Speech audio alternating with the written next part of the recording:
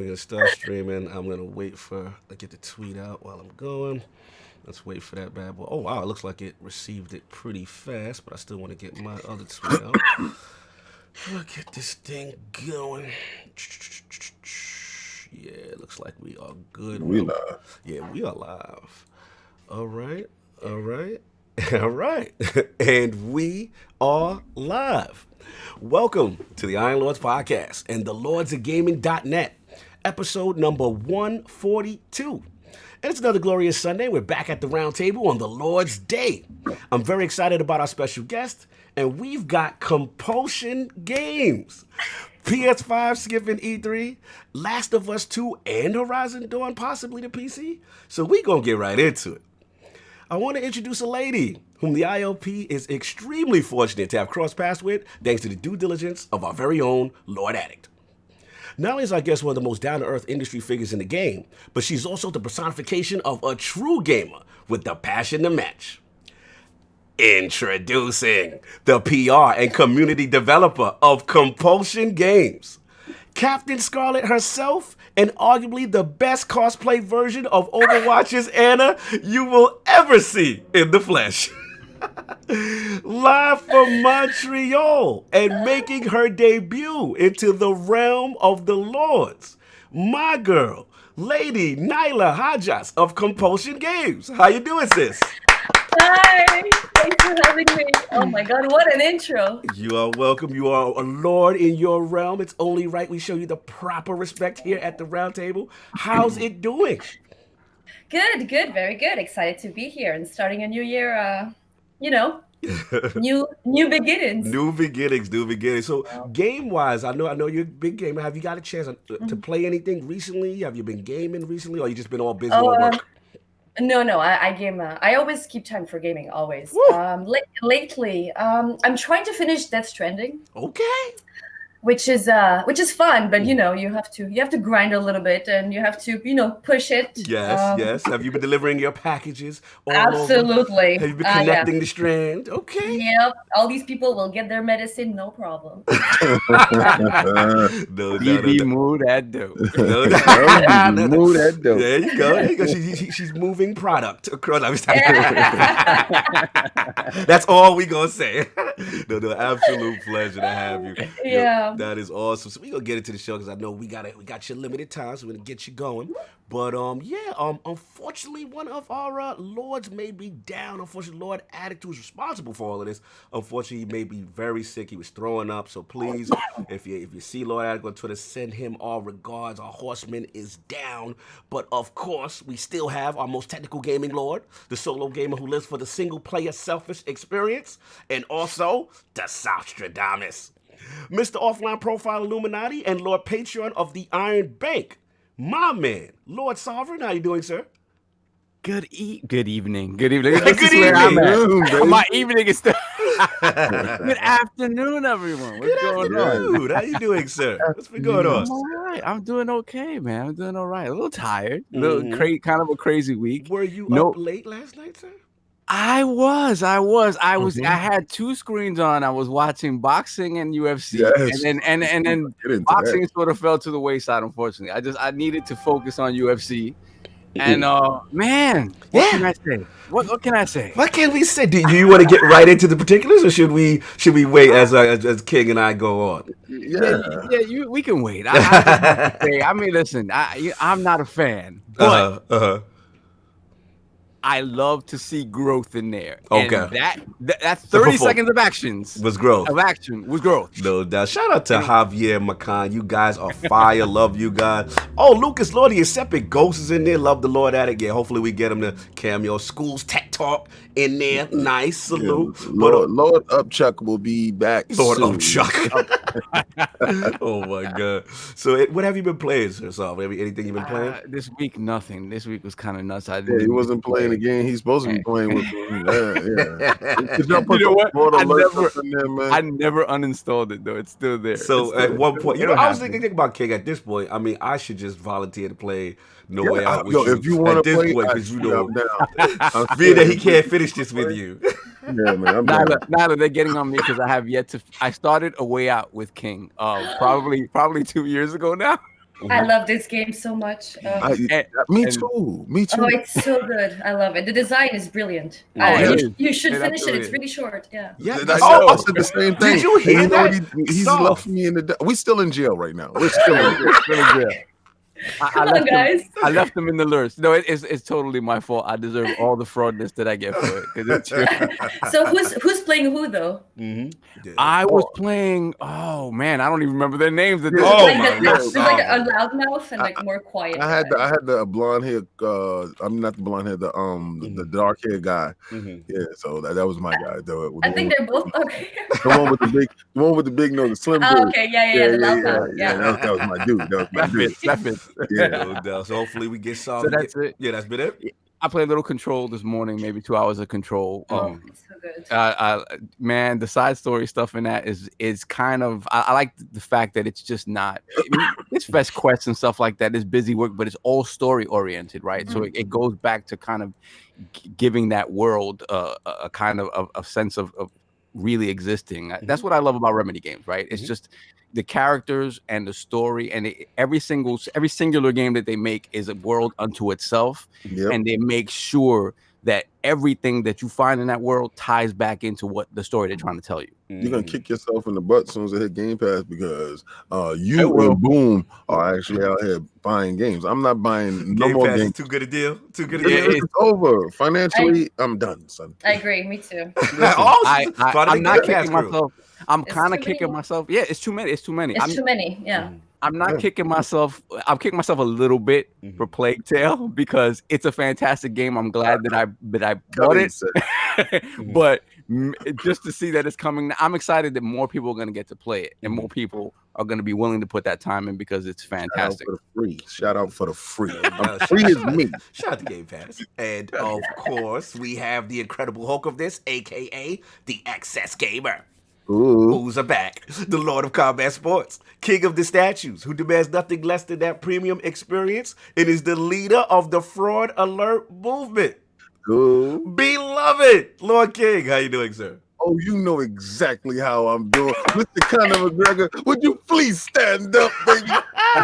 Yeah, let me tell you. Okay. First, let's get boxing out the way. Let's go. J-Rock versus Jameson Rosario, Banana. My man Banana from the Dominican Republic. Okay. When I saw the lead up to the fight, old boy's in the Dominican Republic chilling with his legs up, relaxing. His family was not too far away, but he was in the mountains and he was training with his team. And he comes from absolute poverty. I'm talking about absolute poverty. Wow. His poverty was so stricken. His cell phone that he was talking to on his with his daughter, the screen was cracked.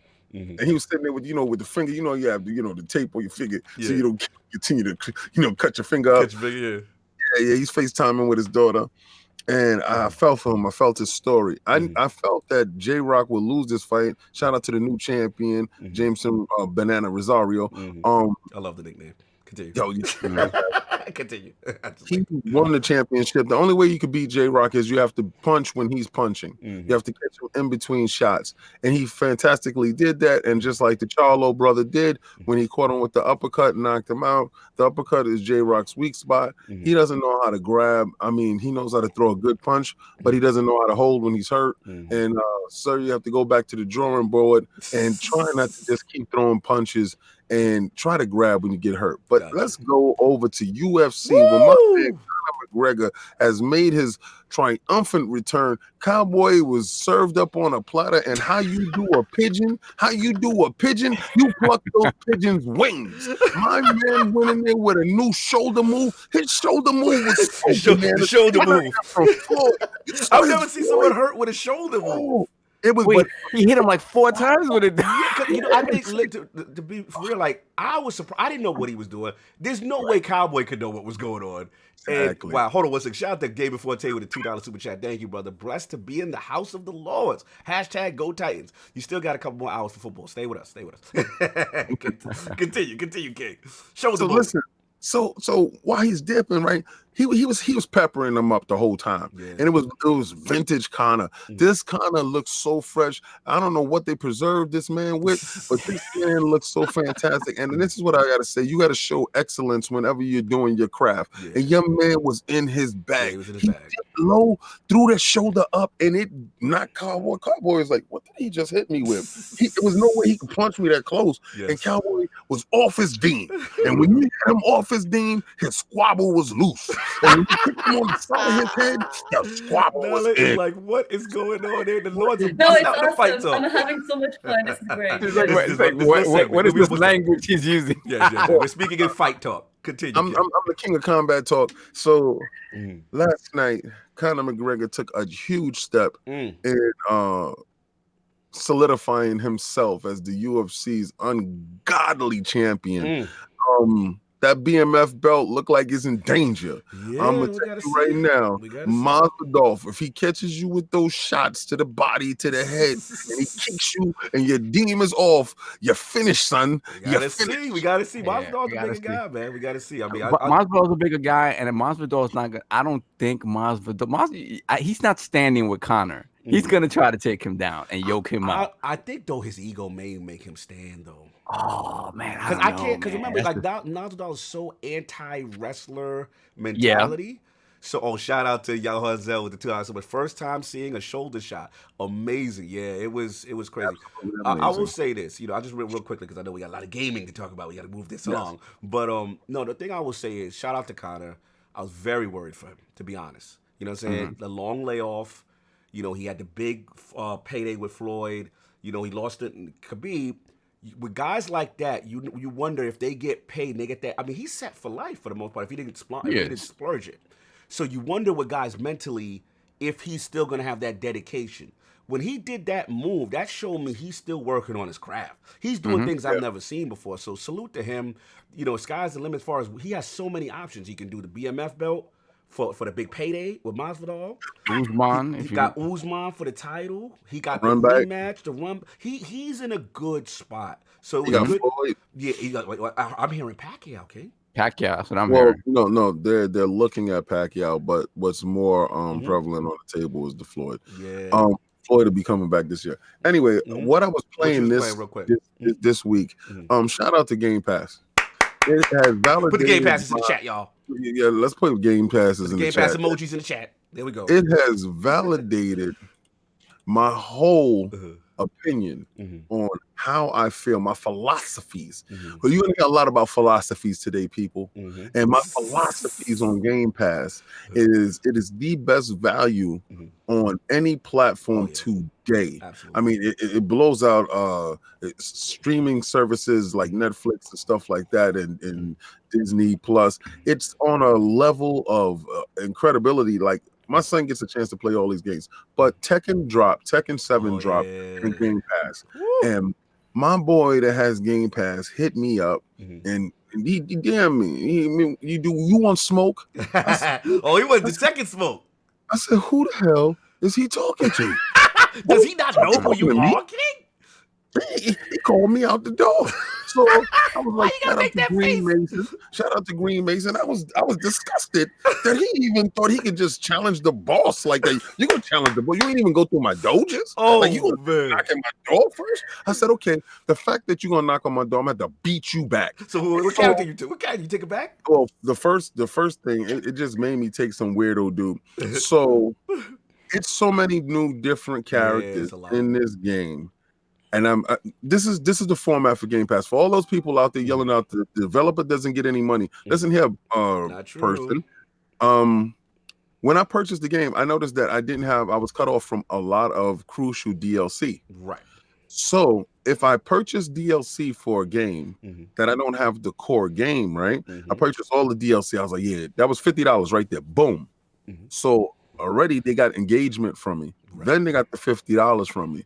Now, don't you think when this game is getting ready to leave Game Pass, if I don't own a core game and I just brought a ton of DLC, I'm going to have to buy this game at the 10% discount Game Pass gives you? So the game is sold to me. I brought all the DLC on a game that's probably like 2 or 3 years old. Extending the life of the game, bringing a little more engagement to it at that point. I mean, it's a win-win. It's a win-win. win. Mhm. So listen, shout out to Game Pass. I'm looking forward to getting Control and every other game that I can get my hands on that I would not otherwise purchase on my own. No doubt. So this opens the door for a lot of gamers. This opens the door for a lot of new experiences. And if you're afraid of new experiences and new free games, well, they're not free. You're spending $10 a month. Right. But if you sign up for that $3 deal, boy, you're having a great run. Oh yeah, shout out to Game Pass. Definitely one of the best values in gaming. Salute Al Boogie in the chat. What's going on? Oh, shout out to him. We missed Eternal Shaddai with the $5 super chat. Thank you, brother. Shout out to the panel from your compatriot. Always with the best content. Thank you so much. 103 in the chat live. Please hit that like button. Oh wow, shout out to OK Kid Smooth in the $5 super chat. Need to know Compulsion's next project. Will they be at E3 or PAX East? We will get to Naila. We go to there. We're almost there. We're almost done with the intros.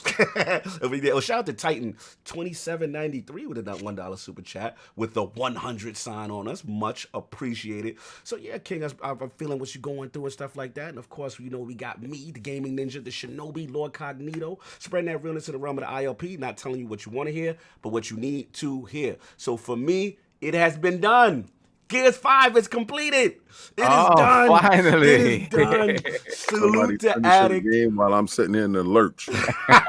Salute the Addict. Salute the Kaibatsu. They got it done. I won't go into it too deep, but definitely like the ride. Solid game. Some brutal choices at the end for those who haven't played. I'm not going to spoil. But wow, they make you make a tough decision. My only question with said decision is, will they do a Mass Effect style situation where the save data of the choice goes into the next game? They said it's canon. So if it's canon, they said which. They haven't said which is. They haven't canon, said which is canon. Yeah. So I want to know if Coalition makes that canon choice already. You know what I'm saying? In the next game, or is it a situation when you boot up Gears, 6?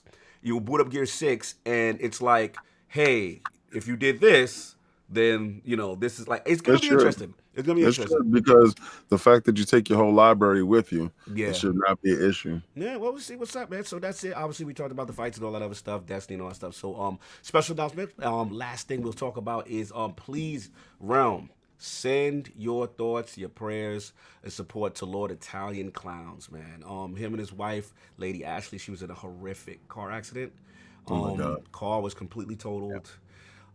She's very fortunate to be with us. I saw the pictures of it. Latest update from Clowns was, unfortunately, she's back in the ER with a T3 spinal fracture and fracture in her right rib. She's still scheduled for neurosurgery. And I just want to give real quick, last year, if you want to help the family, I'm going to put something in there right now.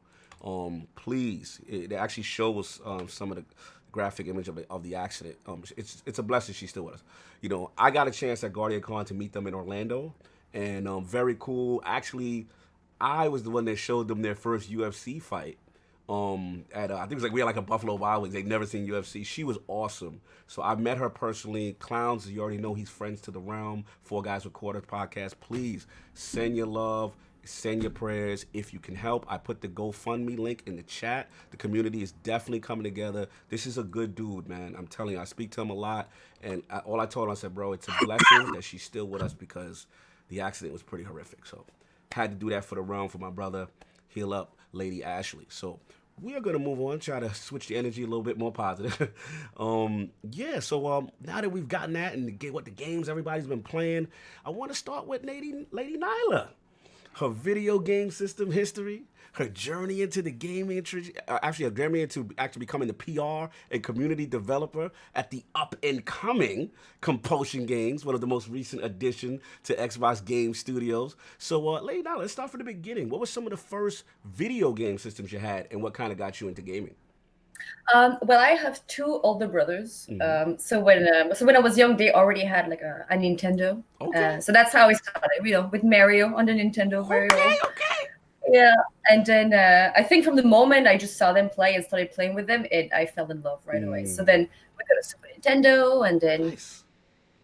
I think having 2 older brothers around really fostered. We were all 3 of us playing games all of our lives, and then every time a new system would come out, we would just jump on it. Nice. So like every Nintendo, Super Nintendo, GameCube, PlayStation, all of them. Okay, all right. So you had some good brothers at the top, kind of dictate showing you what's going on. Okay. Yeah. Like beating me up at Street Fighter, but then but then today I'm way better than them, so it's okay. Let's go. The student has surpassed the teacher. The student has surpassed the teacher. Okay, this is awesome. But back in the day, sorry, go ahead. No, please, continue. Yes, I was like, but it was fun because you wanna games with like Resident Evil when they would come out, they would play them, and I would be too scared, but at least I would still be behind enjoying them, even though like they would be controlling. I could still experience them. Nice. Even though it was too very scary. This is awesome. So you were really indoctrinated. You were all part of that whole thing. Now, what I was going to say is, obviously, I a lot of Nintendo love. Now, of course, I'm a little biased. I was a Sega kid growing up. So I got to ask, did they ever buy any Sega systems? No Genesis, no Dreamcast, no Sega was not allowed. She said no, never. No, but not. I think it's not necessarily because they didn't want to. I think back in the days, parents, let's say they buy you a system, they think, oh, a Nintendo, and they call everything a Nintendo. Yeah, you're right. So they don't think, oh, I'm gonna buy them a Sega. For them, it was very foreign. It wasn't even. It was like, oh yeah, that's the thing the kids want. Yes, I think that's the only reason. Yeah, that's a fantastic point, because it's funny. From a parent perspective back then, they don't know all the consoles, right? No. So like you said, everything has the Nintendo connotation, because that was probably the most popular. That's a good point. Now, what about as far as systems? Now, obviously, you came up under your brothers. You guys all game together. Now, was there ever a point where you purchased like your first system on your own, like separate, or later on, or you guys stayed together? Like, how did that work? I think the last system they bought was the GameCube, and then the PS2, and then I bought my first PS3 and Xbox 360. Okay. Yeah. Okay. Nice. It was that generation that I started buying. Nice. And then right now they're older and they have kids and stuff, so they don't game, and now I buy them. Because I feel like they took such good care of me when I was young and buying me those systems, because they were way older and they had money at the time, and now they're too busy, and I'm like, okay, well, I'm an adult and now I can pay you back with. That's awesome. That is awesome. Shout out with the who did that for you. Yeah, she did that. She did that. Right. That's right. No. Tremendous. Now, again, you say you bought the system down, and obviously they know what you do, so that's pretty awesome. So let's get into that. Now, as far as like your whole career, as far as getting started in the industry and stuff like that, and then obviously joining Compulsion as the PR and community developer, like I know you've got a lot of QA experience and stuff like that. Yeah. So like, how did you get into and break into the industry? So I moved back to Montreal when I was 18, and I was going to school, and at the same time I needed a side job, and my mom found this ad on the paper for a QA tester, and she's like, you like video games, why don't you do this? I'm like, okay. So I went in, and I when you're 18 and you're like, oh, this is a dream job, testing video games. Oh boy. So I did this, and I loved it so much, and all the other testers were around my age. It was really nice that I stopped going to school. Oh, hey, you love what you I was like, I'm 18. I can make my own decisions now, and so I like, this is great. I'm getting paid to play games. Yeah. So I stopped going to school, and I just continued working in there and working my way up, basically. Nice. So I knew the video games industry was where I wanted to be. So I was like, okay, I have a foot in. Now I just need to hustle in. God, awesome. So you looked at that opportunity. That's awesome, because you took advantage of the opportunity. You start from the ground floor. Now, a lot of people don't realize QA testing is not easy. Like, it's not. Yeah, like, because isn't it a lot of bug involvement? There's a lot to it, right? Yeah, and you don't necessarily play great games either. Like, I was on Peppa Pig on the DS for 3 months, I mean, no, it's not always great. It's not always glamorous, and I'm assuming like it's not. You don't necessarily have the choice. Go ahead, Saul. Okay, I got a question. Are you actually playing through the game, or they give you like a specific section and say, hey, run around this section and see if something's broken? It depends. Peppa Pig was a very small game, so you could go through it very easily. Okay. But usually you play through the whole game. If it's a huge game, like at the time we had, for example, I worked on The Force Unleashed back in the days, like a Star Wars game. Yes. That is a bit of a bigger game. So we would have like sections. We each had a level that we had to play over and over and break. But no, you have to play the whole. You do several. Anyway, you're like months on the same game, and it can drive you nuts. So like the first few times, you finish it as any player would, if you can, if it's not broken, and then you grind and touch and try to all the buttons in every aspect of the level, and so it's not that glamour. It's really actually it's not at all, but it's fun. It's you have to go through the mud before. So now you work your way through. You're doing QA. Like, what's the next step? Like, what's the next big goal for you that you hit career wise? Yeah. So then and then you started as a tester, and then I became like a manager at the same company, and then I left for a little while. I wanted to try something else, so I worked other odd jobs, and then I was like, you know what, I really miss being back in video games. So then I went back into it, and I went to THQ Montreal. They opened an office back in the days. Yeah. Salute THQ. I remember them. Oh yeah. Yeah. And worked on UFC a little bit. So that was interesting because I know nothing about UFC. So, but it was still you learned today. You learned a little bit today. Just kidding. Continue. And then so I was also a QA manager there, and then they closed. But then they reopened, THQ Nordic. And then I worked for a not small, but like a mobile game company in Montreal called Ludia. That was fun. It was okay, but it's like mobile games, which isn't necessarily what I wanted to do. And then Montreal, because there's so many game studios in Montreal. There's a lot of events for developers, so you see the same people. It's a very small community. Gotcha. So, I was at one of those events, and you meet people, you network and everything. And that's where I met the founder of Compulsion Games. We were outside. Now, is that Guillaume? That's Guillaume? Guillaume Provost. Yes. The legendary Guillaume. Okay. Yeah, he's awesome. And we were outside having a smoke. And then he was at the time, Patrick Desilets, which is the creative director of Assassin's Creed, and I had worked with him at THQ. Again, Montreal is very small. Wow. So then he's like, "Oh, hey, this is my friend Guillaume. He made Contrast," and I loved Contrast. I thought it was such we're gonna talk about it. Yep. Oh yeah, it was beautiful. I had that for my PS4. That was one of the launch titles. I remember it very well. Yes. Yeah. So then he's like, "This is my friend Guillaume," and I said, "Oh my!" And I, like a fangirl. And oh my God. Yeah. Salute to Naila fangirling. Let's go. I'm like, oh my God, nice to meet you, blah, blah, blah. I love Contrast. Nice. And then Guillaume had heard that I wanted to switch from QA to community. Because we all have, again, small community, friends in common, all this. So they sent me an email and it said, "Hey, we hear you're looking to make the switch from QA to community. We're a small studio. There was not that many people. And, we know you don't necessarily have a lot of experience in it, but we are small, so we can take a chance on each other, And I'm like, absolutely, no problem. Awesome. I was so happy to just switch. I just wanted to be with people who were creating games that were like touching and beautiful and out of the norm, So I was like, absolutely. And then I joined them, and I went from a company, Ludia, we were like 500 people, and to a company of like 10 people in a very small room. Wow. Very humble beginnings during that age. Wow. That's a transition, but it just shows to show you, like you said, like, you being diligent, you staying around in the industry and wanting to kind of still expand your role and your skill set, and to this opportunity provide itself with one of your favorite games. You know what I'm saying? Like, that's pretty cool. That's pretty cool. Yeah. So the question I had now is, now that you've been there, like, what's it like to be like the face of the company? Like, you're basically the person, the go-to person. You handle everything, the convention, stuff like that. Like, how does that transition in this role feel? Wow. You mean how it started?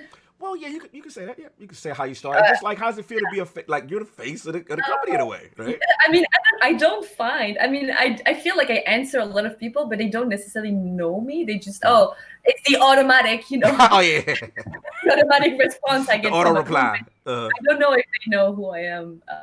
So I mean, thank you. That's pretty nice. Yeah, it's nice. It's I think I like talking to people. I'm a very social person, and I think I'm a gamer first before being an employee second. So when people come to me with problems, I think as if I would reach out to a company.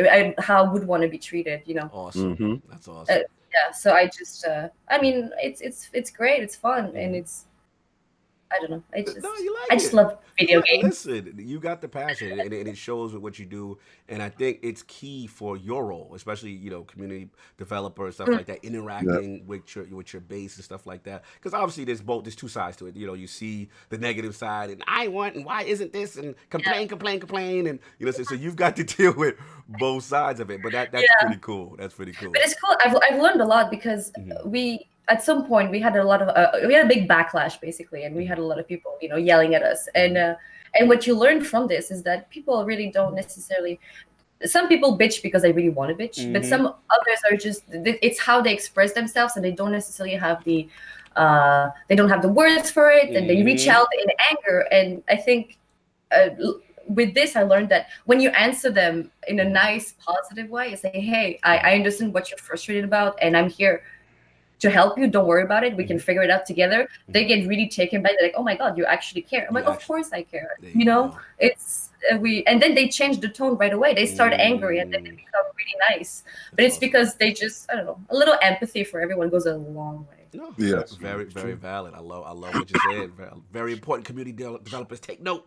Naila's dropping knowledge right now. So let's get to the main event. And the reason why we're here, obviously, it's Compulsion Games, right? And as a studio. And, I remember, like you said, Contrast initially when it came out, it was just very unique title with the puzzle elements, the shadows, stuff like that for PS4. And then obviously then you guys transitioned to We Happy Few. It had that major debut, you know what I'm saying, at the E3 2016 stage. I remember, it went in the Xbox preview.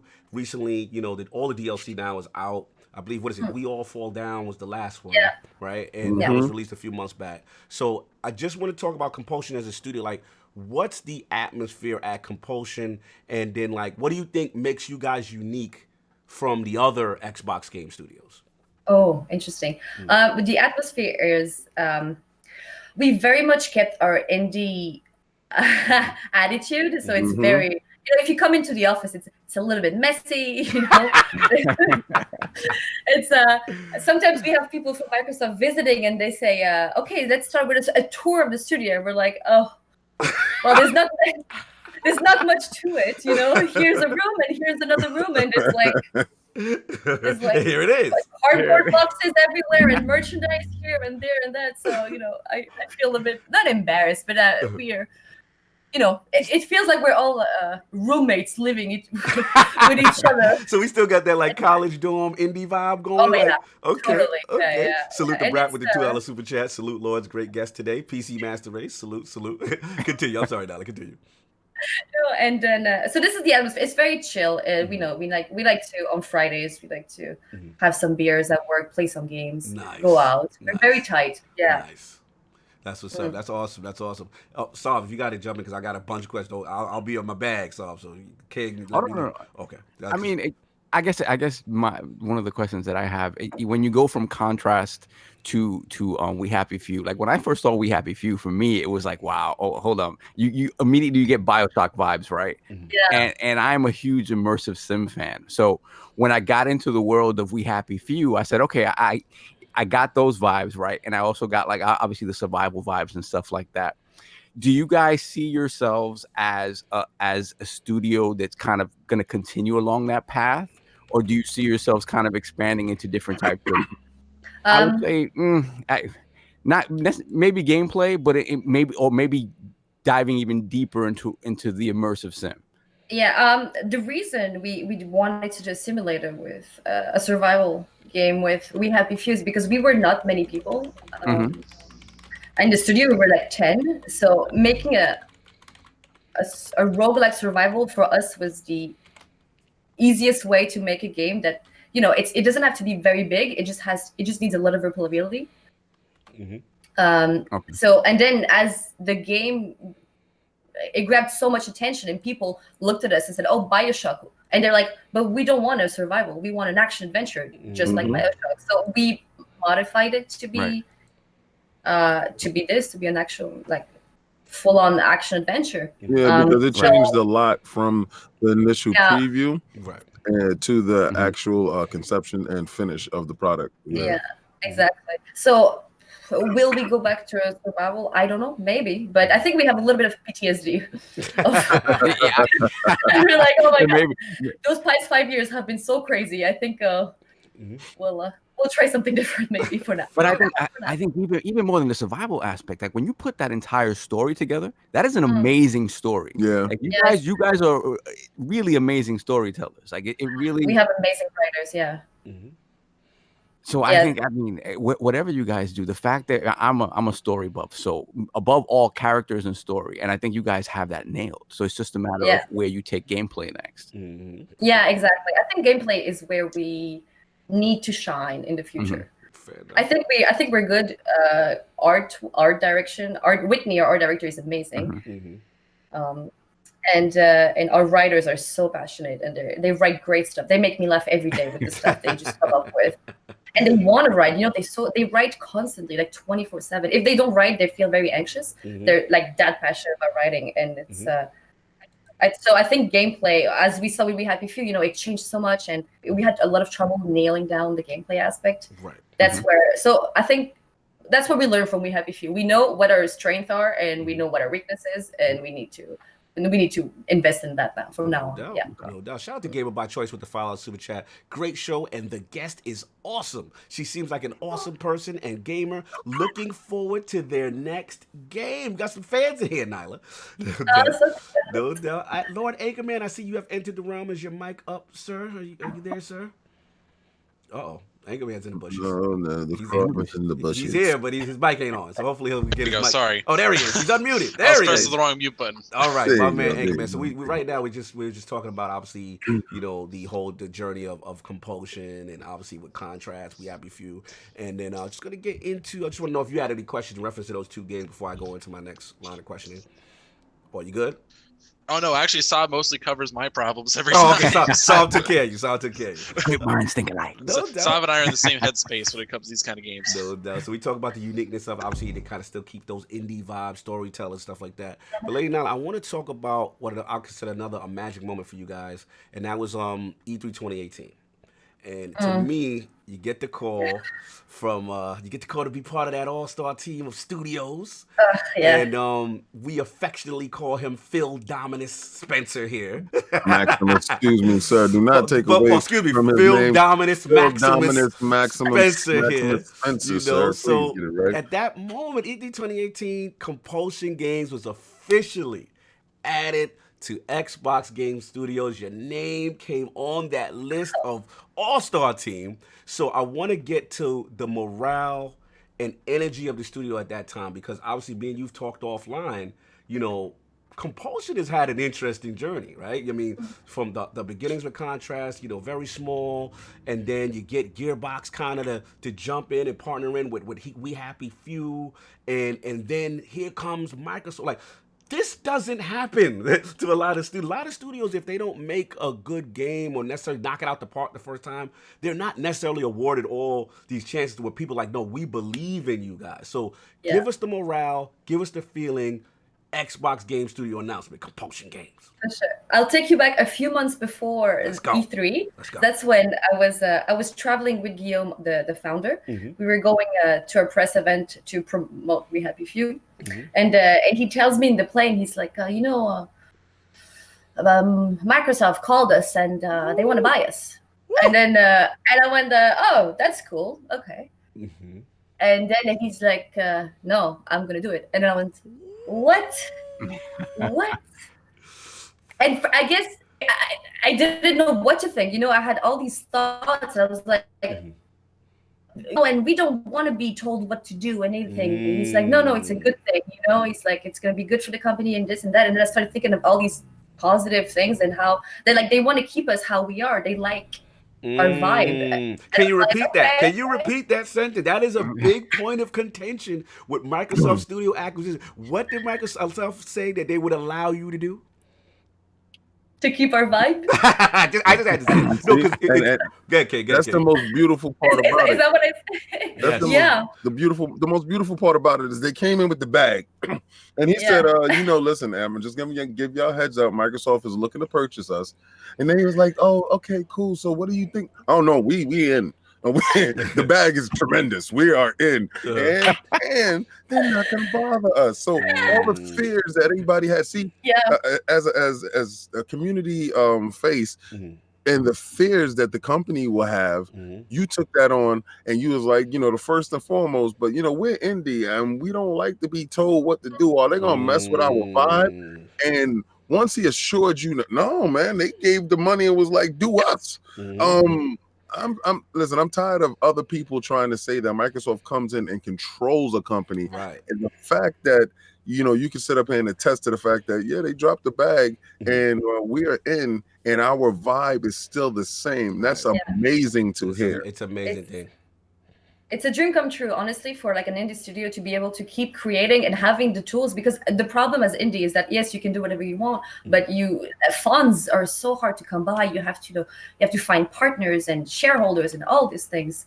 And now we don't have to worry about this or worry if do we have the money to hire a programmer and things like this, So now that we, it's like, here's support, do what you do best. That's it. And we're like, okay. That's awesome. That is so awesome. I definitely, I know I'm overstating, but I'm glad you're repeating that, because again, like we talked about, most indie studios, you're not afforded that, and it's something to be said to still maintain your creative control, right? Create the games you want to create, but also not worry about the financial aspect. So you kind of breathe a little bit, right? Because prior to that point, there was a lot of pressure. Even with We Happy Few, didn't you initially have like a Kickstarter and goals and stuff like that? So the financial aspect of not having to worry about, and then having full creative control and doing your vision is really important. That's also, Guillaume was on board. He's like, he's doing it. He told you. Yeah, and I'm like, Guillaume has been in video games for like over 20 years, and he's like, I'm tired, and this is great. This is the best scenario that could ever happen. And I'm like, you know what? It's your company. You do whatever you want. I'm happy for you. It's gonna be great. It's gonna be. If we get to keep doing what we do, it's just better. So why not? That's awesome. That is awesome. Shout out to Titan 2793 with the super chat. Big smiley face and money bags. That's funny. Shout out to Boom in the chat. Salute everybody. So yeah, in reference to that with the creative process, again, I want to double down as far as another thing I constantly see with a lot of the new Xbox Game Studio acquisitions is this collaborative thing with the other studios. So can you, do you get to see it, maybe either from a tech standpoint or creative ideas, so maybe like Rare, Ninja Theory, are you guys working in collaboration with these guys as well? Yeah, it's fantastic. For example, our audio sound designer, he can talk to anybody at any Microsoft studio and have some of their sounds, for example, or they have a lot of conference where every department, every audio, whether it's community or programming, animation, they will all get together and talk about processes and techniques and everything. So it's definitely opened a whole world of knowledge and sharing. It's such a beautiful family. It's great. So a lot of the other companies that are within the larger company get a chance to share tech and to share abilities that you may learn. So one company might learn how to get textures and motion cap up a lot quicker. Whereas if you're looking for that technology, you're able to lean on those other companies within the same company to use that technology back and forth. So you're sharing knowledge within each other. Yeah, absolutely. That's awesome. That's awesome. I know our programmers just came back a while ago from a conference, and they learned so much from the Sea of Thieves guys, and they're like, oh my god, they do it this way, and it's such a great way to do it. And I'm like, this is. Make sure y'all get that water. Make sure y'all get that water. Sea of Thieves. That water that Sea of Thieves is doing, Rare is knocking it out the park with that. I love Sea of Thieves. It's so fun. That is awesome. Sav, you got anything? Because I got a couple more questions too. Sav, you good?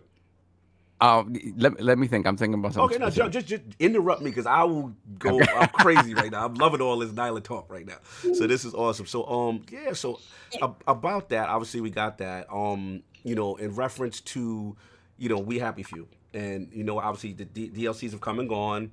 We've got it. We fair to say, what I'm saying, like the reviews are mixed, but at this, we do know that was developed before Microsoft came, before they dropped the bag and stuff like that. Yep. So currently, right now, as you stand, like what's the size of Compulsion? And the other question is it like multiple teams, or for the most part, is it like one team because you guys are smaller and you're working on one project? Because I know Ninja Theory has like 2 or 3 teams. That's pretty much my main question.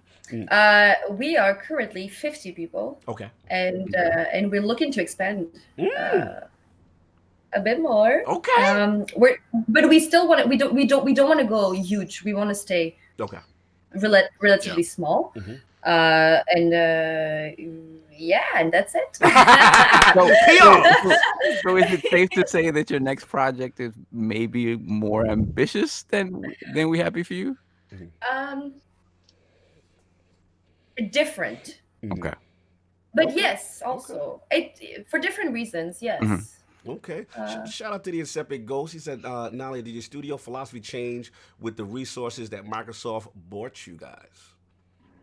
No. Okay, so philosophy remained the same. No. Shout out to Lanzo86, $10 super chat. Salute. Awesome show. Awesome guest. Getting some first-hand insight. Yeah, she's awesome. Compulsion's awesome. So, all right, got fair enough, you know what I'm saying, on that. And obviously, I want to talk about, we have to talk about the feature, you know what I'm saying? And, because you touched on it. And what I was hearing is that the game is different from the past game. Yeah. So that means they got a little something cooking, baby. Yeah, I'm going. King is on to something. Yeah, I mean, so look, at the end of the day, I just wanted to give some kudos because I think even Aaron Greenberg recently tweeted coming from your guys, studio, and clearly there was some pictures of some things you were looking at. She got the coffee. Let me put the camera. She's got the coffee. She's like, there were some things that people were excited about that clearly seemed to be a new project. Obviously you made the statement yourself that We Happy Few is done. As far as that was the last DLC, and the last thing I want to talk about in reference to that is Phil Spencer himself. He was on Major Nelson's End of the Year podcast. And he specifically said the studio everyone should not sleep on is Compulsion Games. So we know something's cooking now. We know something's cooking. So I know you can't spoil. We're going to get you in trouble. But at the end of the day, how excited should fans be for the next project? And how soon could we possibly get information on the next project? E3? Pass. She's like, not today. I'm trying. Listen, Realm, I'm trying, y'all. I'm trying. Well, how excited. It's honestly, of all the games I've ever worked on, it's probably my favorite thing I've ever heard. Whoa. Like the pitch and everything is just awesome. I don't know. I know it's not much to say, but it looks beautiful. And one thing that is public let's go. is that it's third person. Woo! Slow-mo, I helped you out, bro. He said, what kind of genre? She gave us third person. That listen, there's something. It's something. Okay, we are excited. Well, go ahead, kid. I can hear y'all bumping. Go ahead, Coach. I hear Anchorman, I hear Psalm. Go ahead. I just wanted to ask, so what has been the consensus about working with the Series X? What do you mean the consensus? In terms of how you guys feel about it, in terms of the resources you're afforded as opposed to working on the one, like things like that, like how much easier or better is it to work on than what you've been used to working on? Honestly, I don't know. Okay. Fair enough. I just see this stuff. I did not say that I was a programmer. That's what's up. Look, Slow-mo, happy born day. We gave No, you I'm something just for your saying, birthday. just people saying like somebody, wow, this is fantastic, or wow, this is so much easier, or something like that. No doubt. This is awesome. Look, we're super excited for the next Yeah, one. yeah. We can't go into all of the technicalities of the situation, but what we do know is they do have a game cooking, and she said it's amazing, That's and right. she's a gamer. So as if a gamer gonna tell you it's amazing and it's third person, look out, it's Oh, amazing. shout out to Johan Zell, $2 super chat. Can you repeat the name of the game again, like as if we repeated it? Wow. This is slick. Yo, our put chat thinks DM they're so Yo slick. Gotti. He tried to give Gotti the situation. That was good. That was good. Okay, I heard Saab. I think somebody asking a question. No, I just for me, like I said before, like with We Happy Few, I saw like masterful storytelling, like really, especially when you with all the DLCs that tie the entire overarching story of the game together in such a way. I was like, wow, these guys can really put a story together. And when you have that, right, it's just a matter of just expanding the other stuff out.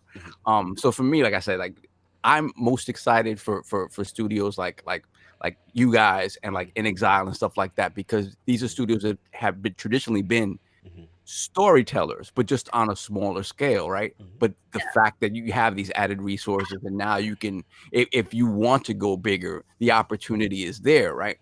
So there's nothing holding you back. And like I said, for me, anytime you give a studio with that sort of pedigree more resources, the stuff that comes out of it. But for me, like in a lot of ways, the immersive sim is to me like the ultimate game, right? It allows you, it throws you in a world and allows you to do whatever it allows you to do, manipulate the world in a way that you couldn't in other games, right? And for me, but a lot of that has to do with the storytelling too. So it's not necessarily just a gameplay thing, but I'm just excited.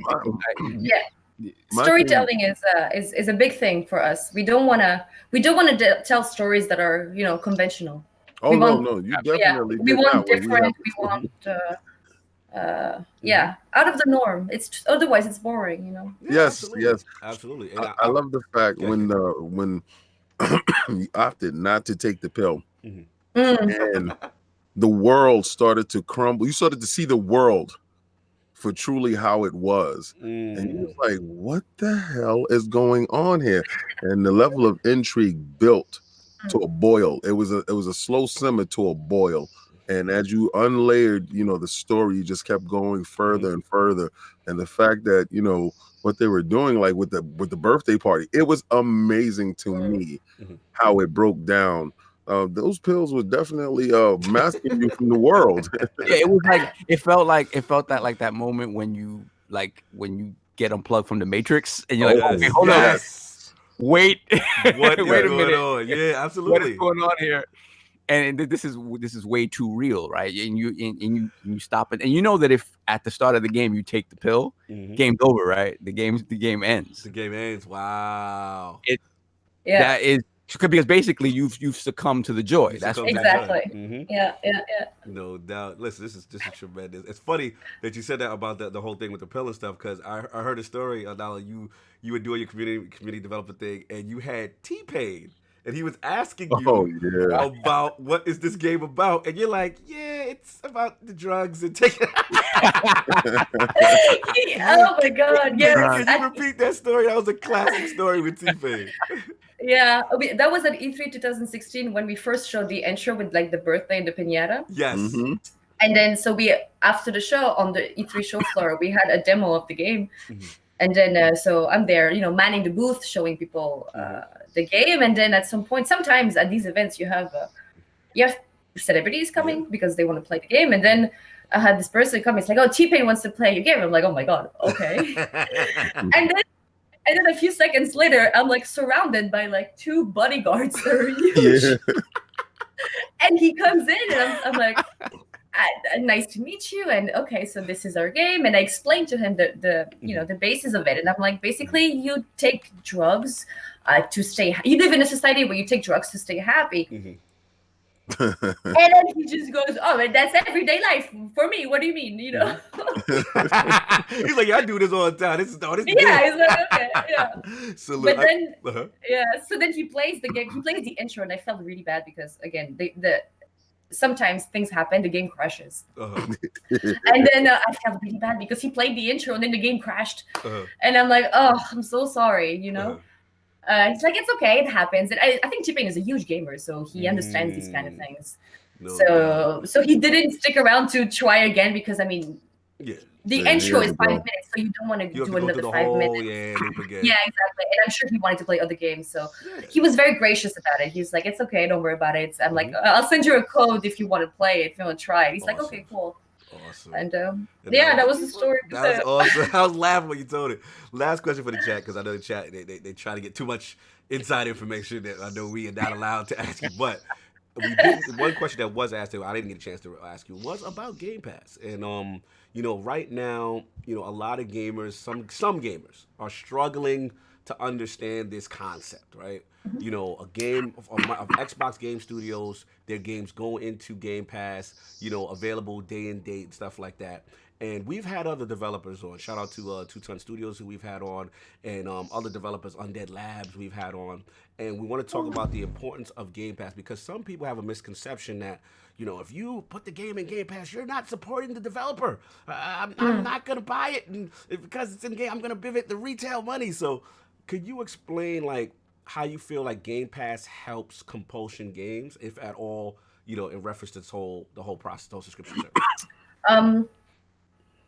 Honestly, I wouldn't know, because for We Happy Few, it was still published by Gearbox.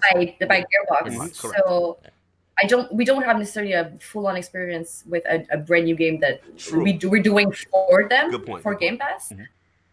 But I mean, it's a good question, but honestly, I moving forward, I don't know. I guess it's honestly, it's a bit more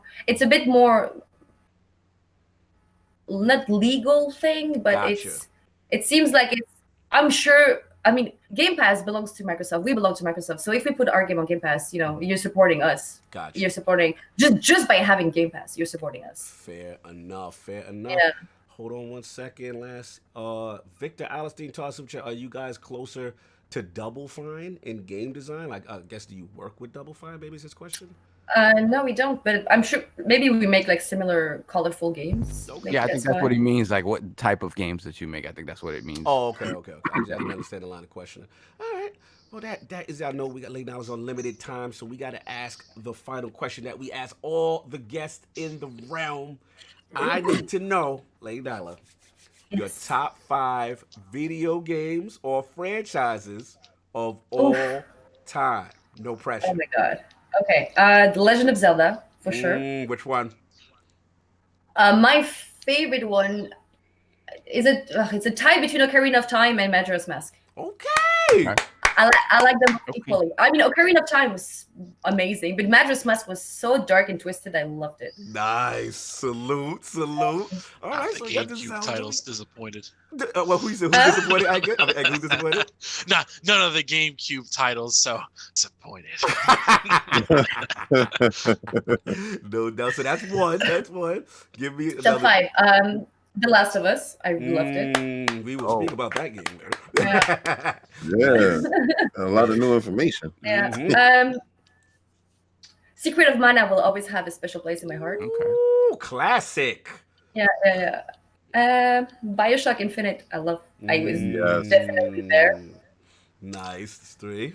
Oh, of course. Our last one. 2 more. No Force Unleashed. Oh, when you work on a game for a year, you're like tired of it. Fifth one. Oh my god, I feel like I have so many, but classic. Or maybe just has a personal effect on you as a gamer. It may not, just it may have impacted you. It had a tremendous influence on you. Yeah. Definitely Zelda. You know what? I really like Chrono Trigger, but that's new. Ooh, that's good. Yes. That's good. Shout out to I've only played it like last year for the first time. What? And I thought, Wow. I was very late to it, and my friends for 10 years have been badgering me. We have to play, and then I'm like, okay. And oh my god, that was amazing. Yes. Nice. Yes, the Resident Evil franchise, for sure. Yeah, I saw your Resident Evil 3 tweet. I saw. I love it. No doubt. Did you get a chance to play the remake Resident Evil 2? Yeah, it's really scary, and I love it. Yeah, I'm playing it right now because Mr. Boomstick he definitely put the stick on me, pause, and he's like, "Yo, you got to play this game." And I purchased it, and I'm really loving this game. It's Yes, it's beautiful. beautiful. So well made. I mean, all these remakes are. It's a dream come true for a gamer, right? To have Yes. a classic being remade in such a beautiful way. No, now shout out to Slow Mo. He's like, Chrono Trigger, they're going crazy for your choice. They're like, Chrono, Secret of Mana. Yeah, your people are loving. I think she's the first person to mention Chrono Trigger in the top 5. Well, she had 2 RPGs. Ibanez had Chrono Trigger. RPG. Oh, he did? Okay. He's the only one. And then, but I think she's the first with Secret of Mana. Secret of Mana, yes. That's a classic. And she's like the only one that really mentioned that. Resident Evil always gets love. Of course, Zelda always gets love. You know what I'm saying? She's an RPG head. She's an RPG. That's how I'm noticing. She's an RPG head. So that goes with the cosplay, to be honest with you. You know, and it goes with the Switch, to be honest with you, King. Well, listen, I'm gonna throw you in the bushes. But I would have thought you wouldn't have picked Zelda because of the little kid that beat you out on the stage. So I definitely thought you'd be like, everything with Zelda was a no-go. Like, the hell with Zelda? That little shit, I should have won. Shout out to the little kid. Weeks of that Ares cosplay. No, I'm joking. I don't care. Like, technically, you look like you was definitely the winner. Be honest with me. I didn't see the little kid, but I thought you was winning. And on that note, final question. Obviously, you are known in the realm. Well, some of us know you in the realm. Amazing cosplay. Will you ever bring cosplay back? This is something you're very good at. You're like a dead ringer for Overwatch's Anna. Like, are we going to get some cosplay from Lady Naila? I would. I think so. Actually, that's great. Okay. That's great. Okay. Yeah, I can say. So yes, it is confirmed. Yeah, when promoting our next game, who knows? Ooh, okay. Okay, and you heard it here first. So look, absolute pleasure. I know you gotta go for the first hour, but we had to salute you. Lady Naila from Compulsion Games, stopping by the road, dropping not true gamer, tons of passion, dealing with our NDA breaking questions, dealing with us in the row. Lady Naila, where can the people find you, and what do you have going on? On Twitter, on Twitter, and then that's it. I'm not super on social because my job requires me to. That I keep Twitter. Okay, all right. So Captain Scarlet on Twitter and at Compulsion Games for those who don't know, right? They need to follow that. Yeah. Awesome. If you tweet at Compulsion or email or anything, even call us, I will be answering for sure. I'll be the one behind. Awesome. You have a great day. And again, thank you for hanging out in the row. We will speak again. Once things start coming out, I'll be happy to come back and talk about it. We will have you.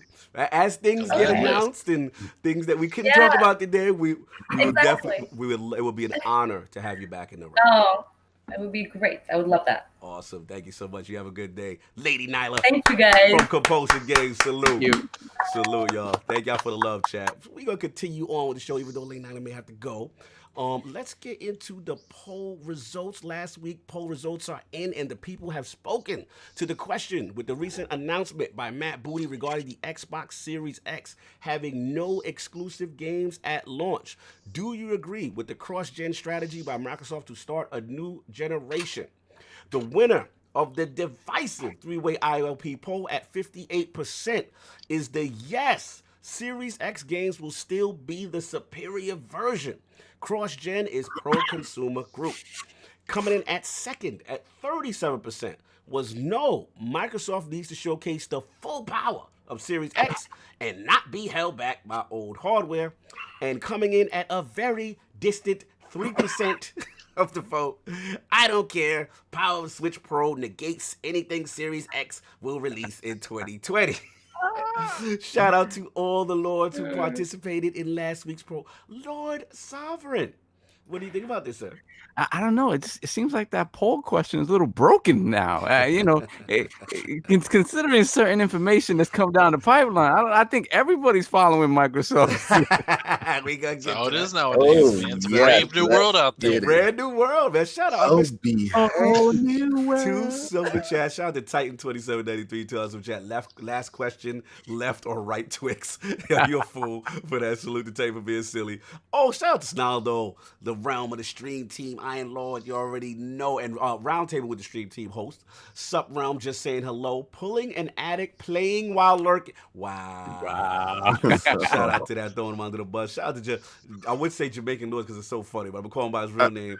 G. Mark Lewis. $2. Sony not parking lot pimping this year in the tent. And you want to get Brap us off with the last. Shout out to Brap with the $2 super chat. PC Master Race will always be the best version of ... Oh man, Christopher Hart's in the chat. Jay Barry in the chat. We got a lot of Sony topics. He said, don't start y'all dissing. He said, don't start y'all dissing. Oh my God, Christopher Hart out of the bushes. Hello. No doubt, Naila Hadjas, salute. So we're gonna get into it. Thank you for the compliments of professional interview. Thank you. So we're gonna get into it. Obviously, there's a lot of Sony news. I'm gonna switch up the format because Anchorman, I think he knows what I'm talking about. We've actually got some breaking news. Breaking news. Huh? Yeah, we got some breaking news, man, and this involves The Last of Us. The Last of Us 2, and again, the rumor had came out initially, so people would say take it for a grain of salt. However, it is brought to our attention that there is a job description right now on NaughtyDog for graphics programmer, with the game team. And there's some specific job description requirements. Join our talented rendering team, develop and implement new and exciting techniques to our up in game, Last of Us Part 2, and looking at the skill set through thorough understanding of current GPU architectures. AMD, which we obviously know is in the PS5. Then it says GCN, obviously older technology. NVIDIA, which is interesting, and CUDA. And then the final bullet, one of the second to last bullets that really has everyone kind of... Buckshot. It requires console and PC programming experience. So this is straight from LinkedIn. Why would you need that, Cognito? I don't know why you need that if this is a PS5 environment with the PS5. Why would you be talking about NVIDIA? I mean, they develop games on PC, so I'm just saying. My question is, why would you need to know about CUDA and all this other stuff? You didn't know that the PS5 was secretly made by NVIDIA? My God! That's the secret sauce. That's the next breaking news that's coming out. Yeah, they got both AMD and NVIDIA. Oh, so what y'all telling me? So if I got a PC, there's a possibility? What's going on? Listen, all games, I don't know. I'm gonna bring it to the rail. So let's get right into it. You know what I'm saying? This is the hot one. We go get into also HorizonZeroDawn right with it, but what? Yes, King is out there. What do you think of this, sir? Are we developing Last of Us 2? Is this coming to PC? What's going on? This is to me the beginnings of a paradigm shift. It really is. It to me, it's, and I said it before. Sony's gonna dip their toe in little by little. Not the way that Microsoft has just outdone it. You're not gonna see first party games day and date in PS Now yet. Right. We don't know this right now, man. This is kind of spooky there, baby. But they're doing it, whether it's like HorizonZeroDawn, right? If it comes to PC this year, it'll be 3 years from its original launch, right? And maybe that's how they want to do it, where they're still giving this sort of a perceived value to the people who purchase their console. But at the end of the day, I think it's a positive thing across gaming. Like I'm gonna be frank with you guys. Like for me, I understand the console war stuff when you were a little kid, right? Right. I can understand that. Like when we were young, people were like, oh, I got Sega, I got Nintendo, whatever. And even then, it wasn't like I was hating on the other dude because I didn't like what he had. I was hating because I wanted it and I couldn't get it, right? When you're little, right? Of course. So it was like watching when you was little. So we was pocket watching, right? Because we couldn't afford it, right? Yeah, you couldn't afford it. You get the one, whatever, or sometimes you be able to get the two. And then, but as soon as I had the ability myself to get whatever I wanted, I got everything because I'm like, no, this is not. And then it was funny to me, like when Cog, you brought me onto the podcast. I'm like, this console war stuff is still a thing. I didn't know because I wasn't on social media. Oh, right? shout out to the shaman, Sav. Shout out to we pocket shaming these people. Shout out to the dudes that can't afford the other stuff. But it's not even about affording. I'm like, honestly, I was surprised. I said, people having this conversation still? Like, He's so elitist. And they're adults?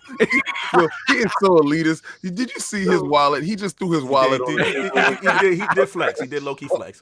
You're still doing this? Get out of here. Honestly, it's fun to talk back and forth about fanboys on both sides of the fence, right? But at the end of the day, if you love gaming, this is the best for gaming. Right. At the end of the day, what matters is the games, not the Sovereign, this is not the best for gaming. This is not the best for gaming. I do not want my Last of Us on some PC. I do not want my Last of Us over there. This is not good for gaming. Is it going to affect your soul? Why are you eating my cookies? Get your face off of my cookies. Listen, no biscuit for you. This is why. No soup for you. No. Listen, why should they give up their precious commodities? Because once they start going to PC, they have nothing left. Oh my God! What's going to happen to the? Hold on 1 second though. The geeky nerd's fighting us off. He said, "Don't they work on PCs to make games?" And then Delilah That's clapped literally back. what I just did. Delilah clapped back. She said that NVIDIA mentioned though, because we do know the architecture is different. That would not be the same architecture that's exactly in the PS5. When you have AMD makes PCs, so if your new console is going to be based on AMD hardware, it would make sense that the PC you're working on is based on AMD hardware. Why would you have an NVIDIA PC doing There's that? absolutely no reason to have any. But you have to understand, NaughtyDog goes that extra level for no particular No, reason. it's a reason. Because they letting you know straight up, listen, we sick and tired of you guys trying to lock us into one box. We want that PC money, man. Here's the thing. Let's get Anchor Man. No, but you have to understand, Sony can make it run on anything. They just choose not to. Right, but let me ask you this. Here's it's the other exclusive. thing. I want to get beautiful. Shout out to Brat with the 2 hours super chat. Not Sony's first foray into PC. They did it in previous gen. That is true. I want to get you this, Anchor Man, because the thing that would be, if this is to be true, right, which it looks pretty, LinkedIn is a legit source. Like, would you think? Because again, let's jump into HorizonZeroDawn as well. Right. The news came out. Schreier put it out. It's most likely coming out this year. I believe you mean Randall Thorpe put it out and Schreier just jumped on the bandwagon. My bad. So bend the knee to Randall Thorpe on the Xbox 2. Salute. Randall Thorpe took tremendous abuse. I put a tweet out. He got personally attacked. It was crazy. And now it's seeming to be true. Jason Schreier also confirmed what he had put out, Randall had already put out on ILP. That was a Series X episode. But I want to say, with that news, right, a lot of Sony fan base would say, okay, they didn't necessarily like it, right? Some people were very upset, but some people were like, look, well, that's a 3-year-old game, right? For now. It's okay. Right? So a lot of people are like, look, that's an older game. They can get their money, blah, blah, blah. Last like of they're Us, allowing somebody to do something. again, being developed this early, right? Do you think this is ultimately setting up a change of philosophy that things may come earlier to PC? I don't think it's a 3-year gap. That's for sure. It's definitely not a 3-year gap. I mean, no. You can see maybe 1 year. Yeah, maybe. Listen, shout out to my man Jim Ryan with the dance moves. I love his dance moves. Like, do you understand the way he switch up on you? Yo, he switch his steps. He's like, boom, and then he just break into a freestyle like, y'all are going to do the new philosophy. So you think this is a setting up? I believe you mean Yo, it's not Jim Ryan, it's Jimicus Minimus. Listen, I love the fact that he's in pocket. My man is in pocket. Yo, he's not playing. You guys are starting to cry. I see the tears all over the Twitter keyboards. I see you crying right now. Your baseless fights are now washed away with your little tears. And I'm loving it so much. The fact that this Last of Us 2 came out just like this on the Lord's Day. This was divine intervention. It was divine. Do you understand exactly what they gave me? Like, I came in with a different type of ammo, but bang, bang, Single Street Gang early. Get down, lay down. This is what we're talking about. The knees are mine. I told you what was going to happen and how it was going to happen. And now you little fanboys is all messed up. I told you, just put an X on top of your box because it's ours. Yo, as much as I want to give you credit, King, I have to say one thing, and I'm normally not one to do this sort of thing, but this is the crap gamer curse, baby. Oh man, that's how it always works. Like the Madden curse. Let's keep names out of this discussion. But listen, man. Let me jump in. I mean, yeah, this definitely surprised me. You know, this early to see that kind of you know, saying that they're looking for that right now at this early stage of the game. So to me, when I see that you're looking for that, if you're telling people that you're trying to hire on your brand new game that we want you to start working in conjunction with a PC port and have that level of experience, that is not the tech that is going to be used in PS5, it definitely supports that it's going to PC. The question is when, right? So if that is the case, to me, again, I am guessing, it would assume that development would be earlier than 3 years. Date, baby. Right. So the question now becomes, like King just said, day and date.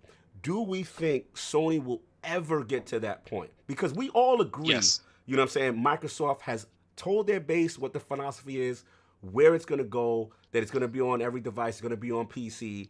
Now, do you think this is, with HorizonZeroDawn, is this Sony saying, yo, we getting y'all ready for what eventually may come, or you still think they'll keep their old methodology of still not day and date like Microsoft is? I think they're taking baby steps in that direction, but I think eventually you have to get there, because when you think about when is your game, when is the hype around the game at its highest, right? The first week or two after launch, right? Obviously, if Sony drops a game like a God of War, right, and a God of War gets a PC port next year, right, or late this year or something like that, it's gonna sell because it's God of War, right? Right. But how much more would this is me just maybe I'm wrong about this. How much more would God of War sold across the board if it's available on other platforms right at launch, right? Or at least the PC platform right at launch? You're gonna sell an insane amount of money up front, right? Insane amount of copies up front. And I think if they don't have something akin to a Game Pass, right? If PS Now doesn't evolve into something that's more like Game Pass, which by the very virtue of those games constantly being there and being sort of pushed to the forefront and being in the conversation, if they do something like they do with PS Now, where things rotate in and out on short intervals, they're not going to have the base there to be able to create buzz around an old game to resell it much later than launch, right? So unless they do that, then you have to start considering, well, maybe we have to sell it across more than one platform at launch to get the most out of it, right? That's my thinking. Okay. My thinking is this, right? Oh, we'll get that super chat real quick. Can you get that for me, Saul? Hold on 1 second. Shout out to Stitch6669 with the $5 super chat. So, Cog, what happened with Let's Think About the Kids message? Because PC gaming can be very toxic at times. Listen, that's for me. You might be onto something. You might be onto something. Listen, here's the thing. When me, Stitch, you know, shout out to Stitch today. He had the Iron Lord crest up on Twitter today. Salute that brother, man. And no switch topic, so you'll be happy today. But listen, you know, the way I look at it is, we always talk about, me and King always talk about, it's just antiquated thinking. You know what I'm saying? Like, antiquated thinking. The people who are in their feelings about, you know, Sony putting their exclusives on PC, they're in the business of making money, just like Microsoft. You know what I'm saying? And they see, sometimes Sony will dip their foot in first, right? I don't think they're dipping their foot. I don't think they have the resources capable to move in a manner that Microsoft does. Possibly. Microsoft has built this philosophy from day one, to be honest with you. Right. And they had this overarching brand and how they was going to build it to get to a point A from point A to point B, right? Sony is kind of doing it haphazardly in the manner of, they didn't have the infrastructure set in place for the PlayStation Now and how it should have been going forward, right? But I think they have changed their philosophies in how they're going to use it, right? So we all know, I believe date and date is a thing. It doesn't hurt to have your game date and date on multiple areas of purchase. It only helps that same game. Now, anytime somebody joins into your ecosystem, that game is new to them. No matter if they purchase a console or have a PC, you know, they still purchase into your ecosystem and they're part of your ecosystem. So when you decide to say that, oh no, I don't want my game to be played on multiple venues, listen, that's a selfish mentality because you're overall asking for your company to die. Right? If you play on PC and somebody's playing on PS5 or PS4 or whatever, that doesn't affect you, but the fact that you get to play together does affect you, right? And this is how it affects you, because it puts more eyes on your product. Well, it's not your product. It's a product that you went out and purchased that you are enjoying, the same way the PC guy is enjoying it. Now, my thing is this. Are Sony guys upset that the game will be played better on PC and they're getting the inferior version of the game? Here's the vibes, King. It's a good question. Here's the vibe. Shout out to Face 2349. He said, did Disney put Rise of Skywalker day one in Disney Plus? You know what? Okay. And all right, so they have different passes, right? The movie theaters are doing this thing now that if you purchase into their type of a service, that you can go see any movie at any time, right? So that's a service that they have. If Disney Plus was doing a service like that to circumvent the movie theater, the industry that kept them alive for forever, which would be ignorant, to be honest with you. But let's just say for argument's sake, they did that. How much do you think that service will cost you? Would you pay for that service? Would you pay $50, $60 a month that every movie that they drop date and date you can watch right there on your television? So that won't be conducive to overall sales in the movie theater. But if that is allowed to happen, then fine, that will work for those individuals that chooses to purchase into that part. But if you're asking from a video game company day and day to put it into their streaming service, their environment, that's something that they control, that they get 100% of the profits back. This is not a GameStop type of situation where money is being exchanged and they're getting no profit of it.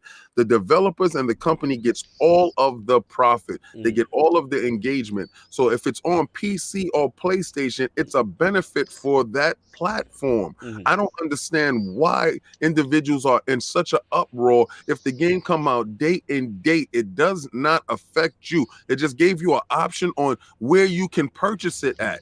Well, here's the thing, and let's get to it. You know, shout out to Game of Forte, $2 super chat. PC fans rejoice. We getting close to the ruling of the ball.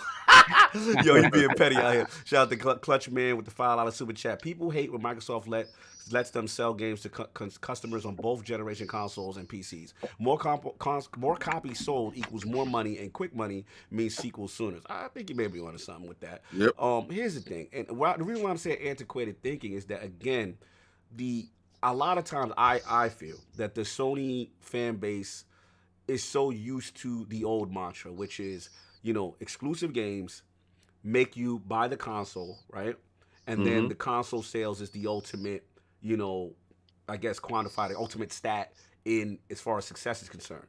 But what we're learning, shout out to Matt Piscatelli, MPD, is that ecosystems is actually the new wave now. We want you in our ecosystem. We want you part of PlayStation Now. We want you part of all this. And then, like you said, King, like ultimately, this is about making money. So if they are making more money by having it on PC, if you're a console gamer, let's just call it 100, and you have no intention of buying a PC, why does that affect you? Why does that affect you? It should not affect you. So the thing that it's like this, you know, squeezing the puppy syndrome. It's mine. No one can have it. It's mine. Like, bro, it's millions of people who've never going to get a chance to experience this game. That does not affect you. You're still enjoying your PlayStation 4 exclusive on your console, and why is that affecting your fun? You should never allow another group to experience a game get you upset. Like, why is that getting?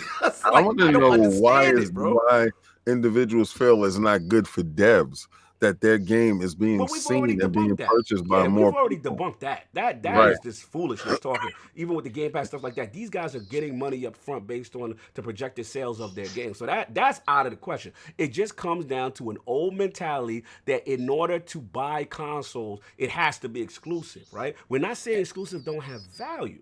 That's not what I'm not saying. But at the end of the day, it's not the number one driver like it used to be. They are all about this software and getting you an ecosystem. Exactly. I mean, that's the thing. They've associated the identity of the brand with the box, and that's a stupid thing to do, right? And it doesn't make any sense anymore, because when you think about how expensive games are to make in this day and date, right? It is it's a miracle that more devs haven't gone under. It's a miracle. So how do you have to find a way to make the dissemination of these games across all of the gaming sphere as easy and as consumer friendly as possible, because we're the ones that keep it afloat.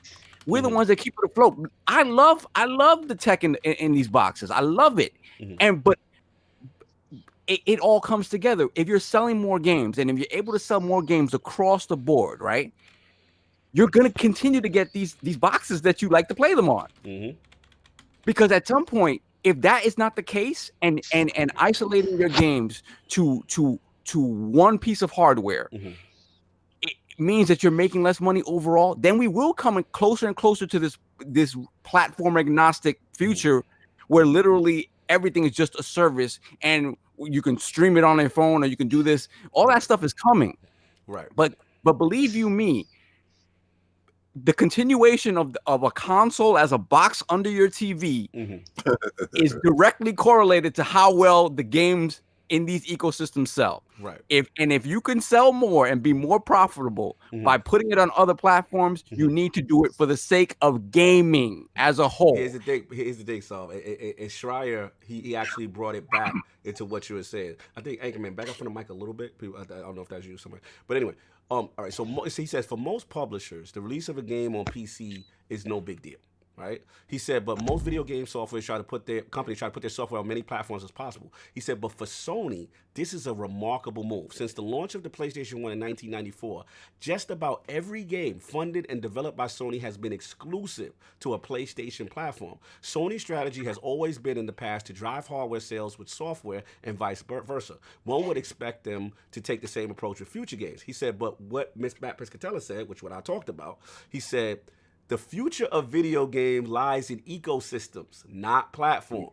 Sony's biggest competitor, Microsoft, has been more upfront about its platform agnostic strategy. He said, with Phil Spencer talking about wanting to get games in as many hands as possible. For the past couple of years, Microsoft has released all of its Xbox games on PC as well. Will Sony follow suit with its own state of PlayStation exclusive? This upcoming PC port of Horizon may be a telling sign, which is what we're talking about. They could be changing philosophy. This is something they've never done. Philosophy changed the second boy got in the office. As soon as he got in there, he kicked old dude out. He changed how PlayStation Now was. If you don't see the philosophy is completely different, you're insane. If you don't see the fact that he's pushing the company into a new stratosphere and taking it out of the dark ages, I mean, you're not in the closet no more. What they're trying to do is they're trying to open the doors for all the developers and trying to make sure that money keeps coming in. If they do not change, they will be left behind. So what are you looking for? You're looking to become Data East?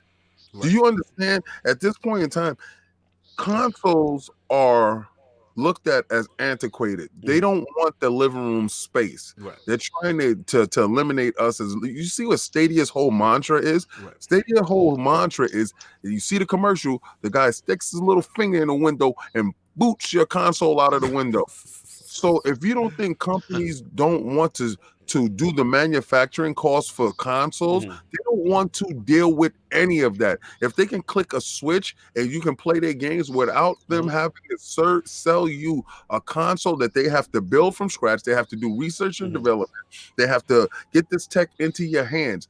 If they can eliminate that barrier from making that tech and use all those resources to put them on service, something you don't physically own, that's Magic. Yo, hey, they killing you, bro. They like, if you snoring, you can't be sleeping on IOP. I want you to talk. Yo, you got back and you got that. I don't know why it's this loud. Yeah, I yeah, really, your it's completely. nostrils are It's coming like through. it's like a foot away from my mouth. Yeah, Yo, did we miss a bunch of super chats? Or did we get the missed a Brap bunch, super chat? man. Brap. Okay, so shout out to Brap with the $2 super chat. It's about exclusives on ecosystems now. Yes, you are correct, sir. Shout out to Crazy Mate Gaming with the $2 super chat, hanging out with the ILP on the Lord's Day. Let's go for sure. And we have shout out to Brap again with the $2 super chat. This was the tug of war between Layden and Ryan, absolutely, about the philosophy, PlayStation philosophy moving forward. And shout out to Face23BKNY. Just because Microsoft had to change the narrative doesn't mean Sony doesn't have to follow suit exactly to the T day and date.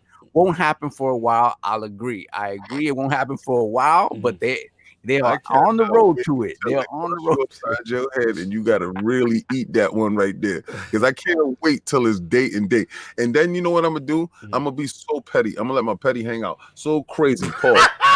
I'm gonna go and make sure. Listen, let me tell y'all something. Hold on, before you go in, finish that last one from Brap, the $5. Oh yeah, Brap with the $5 super chat. Gamers discuss times are changing. Streaming is the future. No more console exclusive, etc. Nintendo, hold my beer. That Nintendo's still holding for. You gotta see, man. We gotta see. We don't know what's happening with Nintendo, but yeah, right now they're definitely holding firm. If Last of Us 2 comes out day and date on PC, my petty gonna hang paws. I'm going to the store and I'm buying the PC version of The Last of Us 2 just to turn you guys up a million. I'm gonna post it too, and then what I'm gonna do is I'm gonna install it.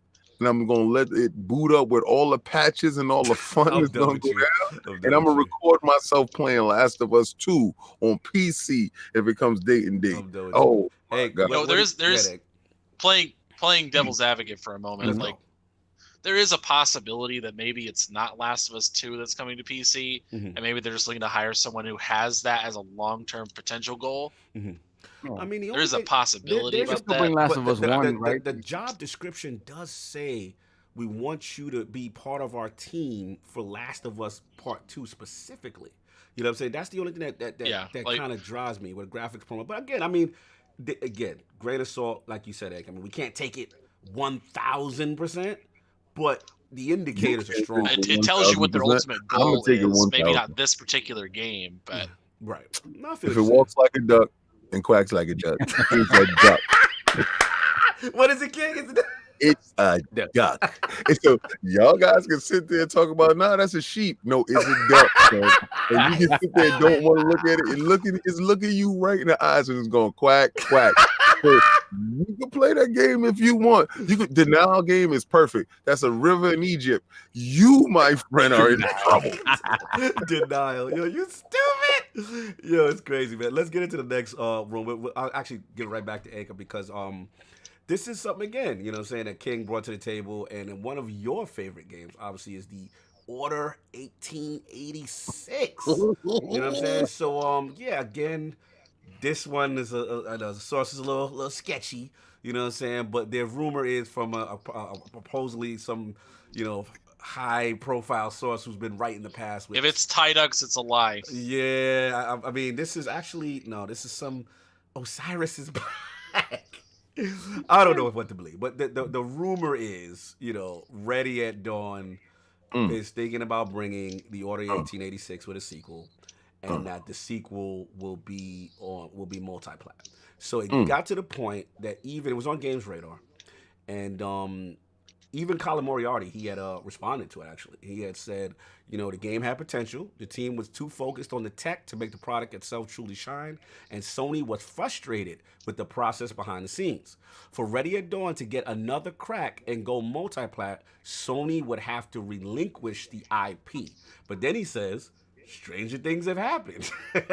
So what do you say? Obviously, I know you're a huge Order 1886 fan. One of the biggest I know. Like, what do you feel about it? The potential? Would you like it? Don't think it's realistic? Where you at with this? I hope. I can hope and dream that it is real. Do I think it's real? I put it on par with the people saying Rise 2 is going to happen. Okay. Like it's basically the same kind of scenario. I really hope it would happen. I just don't know if it will. No, it did not get the reception that it needed. Right. To be like warrant, like it'd be one thing because it did not sell great and it didn't have good critical reception. Right. The problem is I don't think it didn't get like cult status later either. So just I can't see Sony bringing it back. I mean, they have plenty of their own titles that they aren't bringing back that had critical success or became cult favorites. But bring it over. You never know. I No mean, doubt. Medieval came back. Voodoo Vince came back. But who did that for you though? No, so you Who want to did that for you? So you want to get these super chats, sir? Hold on a second. So we have shout out to JD. Okay. So shout out to JD Game with the $5 super chat. Let me slide through to the ILP. Pause. ILP killing these fools. King throw them in the bushes. These PS fanboys out here on suicide watch. on that note, throw them in the bushes in the stores right now. Hey, go pick that up. You stupid. Shout out to oh my god, Clutch the Click. Shout out to Clutch Man 01 with the $2 super chat. Anchor Man is auditioning for Sony's new flute, man. Hey man, I'm waiting for E3 2021, baby. Gotta practice now. No doubt. So soft, man. 1886. This far-fetched. This is ridiculous. Where you at? I mean, stranger things have happened. Look, listen, Bungie separated from Activision and they let them keep Destiny. Man of choice. Anything can happen. And like Anchor said, if Sony have been the ones to nurture IP, right? You come out with a first shot and wasn't the greatest, but there's potential there. Especially 1886. The lore in that game, everything that's in that world is fantastic. Just the game was derivative and not, it just wasn't super fun to play. But everything else around it. I disagree with that. It was a fake. I would say people did not like the game because it was not the $60 experience they were hoping for. It was really short. It was. And for me, like I paid $8 for it. That was the best $8 game I ever played. Anchor, let me ask you a question. Being that you said that Sony was so forceful with them in the background as far as maxing out the tech. And at the launch of the system, because they were so consumed with showing the power of the PlayStation 4 and not letting the company gradually grow into the power. Do you believe that hurt the overall game? I think it was more because they were being a tech demo game, and I don't believe the whole Sony like we're trying to rush them or something like that. I think they were largely, they knew this was a tech demo game. So everybody knew my this was question a tech demo is game. Do you feel that them using that projection point to maximize the power of the system hurt the overall design of a game that could have been a whole lot more fun had they been allowed to grow into the tech instead of displaying the tech in the first 6 months of the console? I already know where you're going. I already know what you're doing, King. You onto something. I know what you're doing. I know what you're doing. You're talking that cross-gen talk. You're talking that Series X lashback. This is what I feel. Well, the argument is that no piece of software at the launch of a console is really showing the power of the system. It's not showing anything. I mean, if you got bigger sprites, different resolution, blah blah blah, that stuff, and in third. I love the Order. Okay, let me tell you, I thought the Order was the top-notch game. Was it the Gears beater? Hell no. It wasn't even the same stratosphere as Gears, but the game looked fantastic. The game actually showed you what the PlayStation could do. And I think it actually suffered from that whole aspect of their mandate that they felt that they had to live up to a tech demo philosophy. And I think that's shrunk the game in size and scope. That hurt the game where it could have been a cult classic. It could have been that game that lived on in the PlayStation ecosystem. But these PlayStation dudes were so consumed with power and trying to show something that it actually hurt the overall product. And I think the philosophy that Microsoft has going forward, where they allow their companies to grow into the tech, and during the transition year, you get a chance to play these games through cross-gen and cross-platforms, and it can actually grow. So when the companies do release these games, they're not forced. There's no guns to their head. They don't have to live up to some mantra that you guys are putting on their back with showing power first day and date. You're going to see something different. You're going to see different type of particle effects. You're going to see, if you actually have a 4K television, you're going to actually see 4K 60 graphics. So I believe that the philosophy is antiquated and it hurt a really good product. I love the werewolf lore. I love the world. But everything was fantastic about that. That game coming to Microsoft now will have a chance to live in Game Pass. Here we go. It will definitely have a home where you guys shunned it. You got the power, right? Y'all got the tech. Y'all had everything right there, and you took it for granted. Now it's up for dibs now. Now we're going to show you how to hug a game, how to love a game, and how to make sure part 2 is well received in Game Pass. Kid, you trying to woo they boo? Is that what you trying to do? I'm trying to tell them right now. Hey, listen, we'll love you better over here. I can love you better. We'll treat you right. Hello, Cool King. Let's get him. We treat you right. You know what I'm saying? You don't have to take the bus. No more sitting at the bus stop. You know, we're gonna have to get ReadyAtDawn. Is the next studio on IOP developer interview? Hey, if that's a situation, hey, you know who? That's when Suicide Watch really happened. You understand? If ReadyAtDawn is ready in pocket, you dudes are finished. I mean, you might as well just wrap it up, pack it up, and put an X on that box, baby. And it goes back. It goes back to that feeling like that there's truly a change in philosophy in the wind, because it's like back in it. You would see Sony nurture a game that was so and turned it into a mega franchise, and that's the exact opposite of what Microsoft would do. Like if it didn't shine out the door, it was kicked to the curb. That was it. And you know, and when you're thinking about your ecosystem as something that lives across generations of hardware and across different platforms, you can look at smaller games. You can look at games that have not been, given the chance that perhaps they deserved, or perhaps were did not get eyes on it. You can give it a chance, right? In a way that's not expected to you.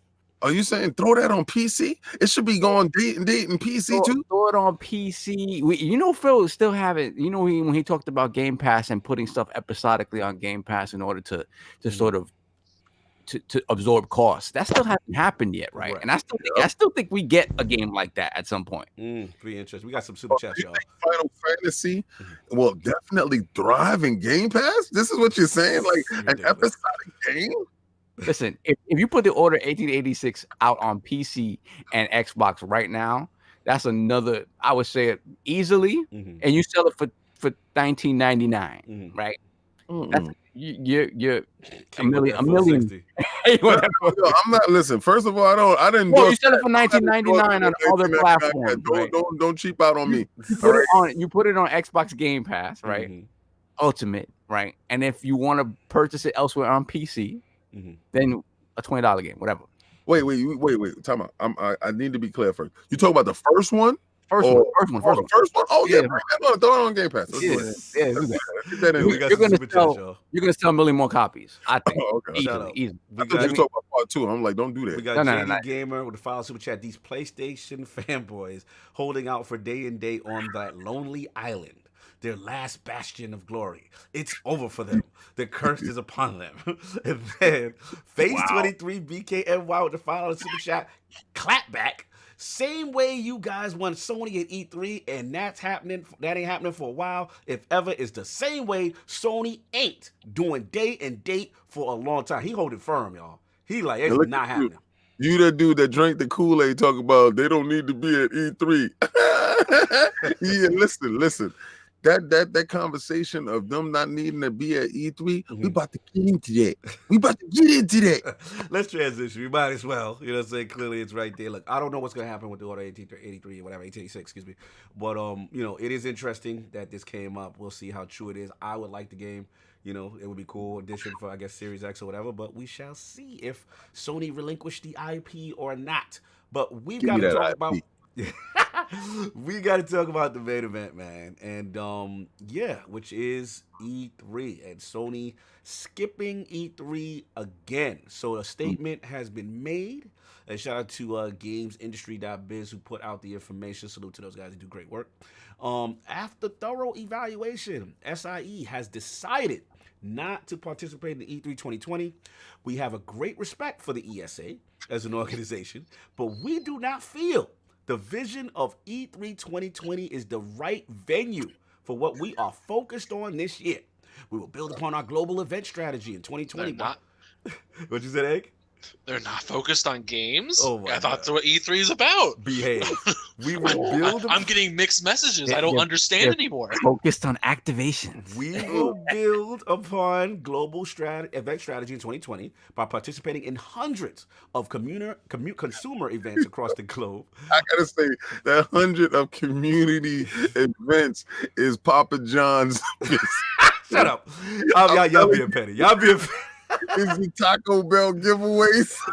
Relax. Our focus is on making sure fans feel part of the PlayStation family and we have access to play their favorite content. We have a fantastic lineup of titles coming to PlayStation 4, and with the upcoming launch of PlayStation... Why are they not good enough for E3? y'all so petty. Yo, Anchor, I'm about to tear this building down. And with the upcoming launch of PlayStation 5, we are truly looking forward to a year of celebration with our fans. And then I believe the ESA clapped back and said, in response to them, we said E3 is a signature event celebrating the video games industry and showcasing the people, the brands, the innovation. And basically, they saying we still gonna be exciting, we're still a high energy show, blah, blah, blah, blah, blah. Back. It says Sony broke. They couldn't pay the bill, so they skipped out on us. That's not what they said. Anyway, it's reminiscent of when you going to go book an Airbnb and then you hit the let me reserve that. Wait a second, why did the price switch? Oh, wait a second, I can't afford that. We, at this point in time, our focus will be on other things because, we going to spread it out through hundreds of game studios throughout the year. Ridiculous. Moving along, shout out to JD for finals. Is that what we doing? Letting all these Xbox-hating PlayStation fanboys, we'll kick the door down then and let them in. Don't worry, PlayStation fan, it's safe in here. Okay, all right, JD. He's on. JD's on fire today. He's on fire today. JD's on fire today. But listen, the news came down very fast. They're not going to be at E3 again. A lot of people had assumed they would be. Obviously, PlayStation 5, a big console launch. Let's set it off with Solve first, because I think I know where Anchor and King are going. So let's get Solve. I mean, when the news broke, what's your feeling? Is this a mistake? Are you cool with it? Does Sony have the right to move how they want to move?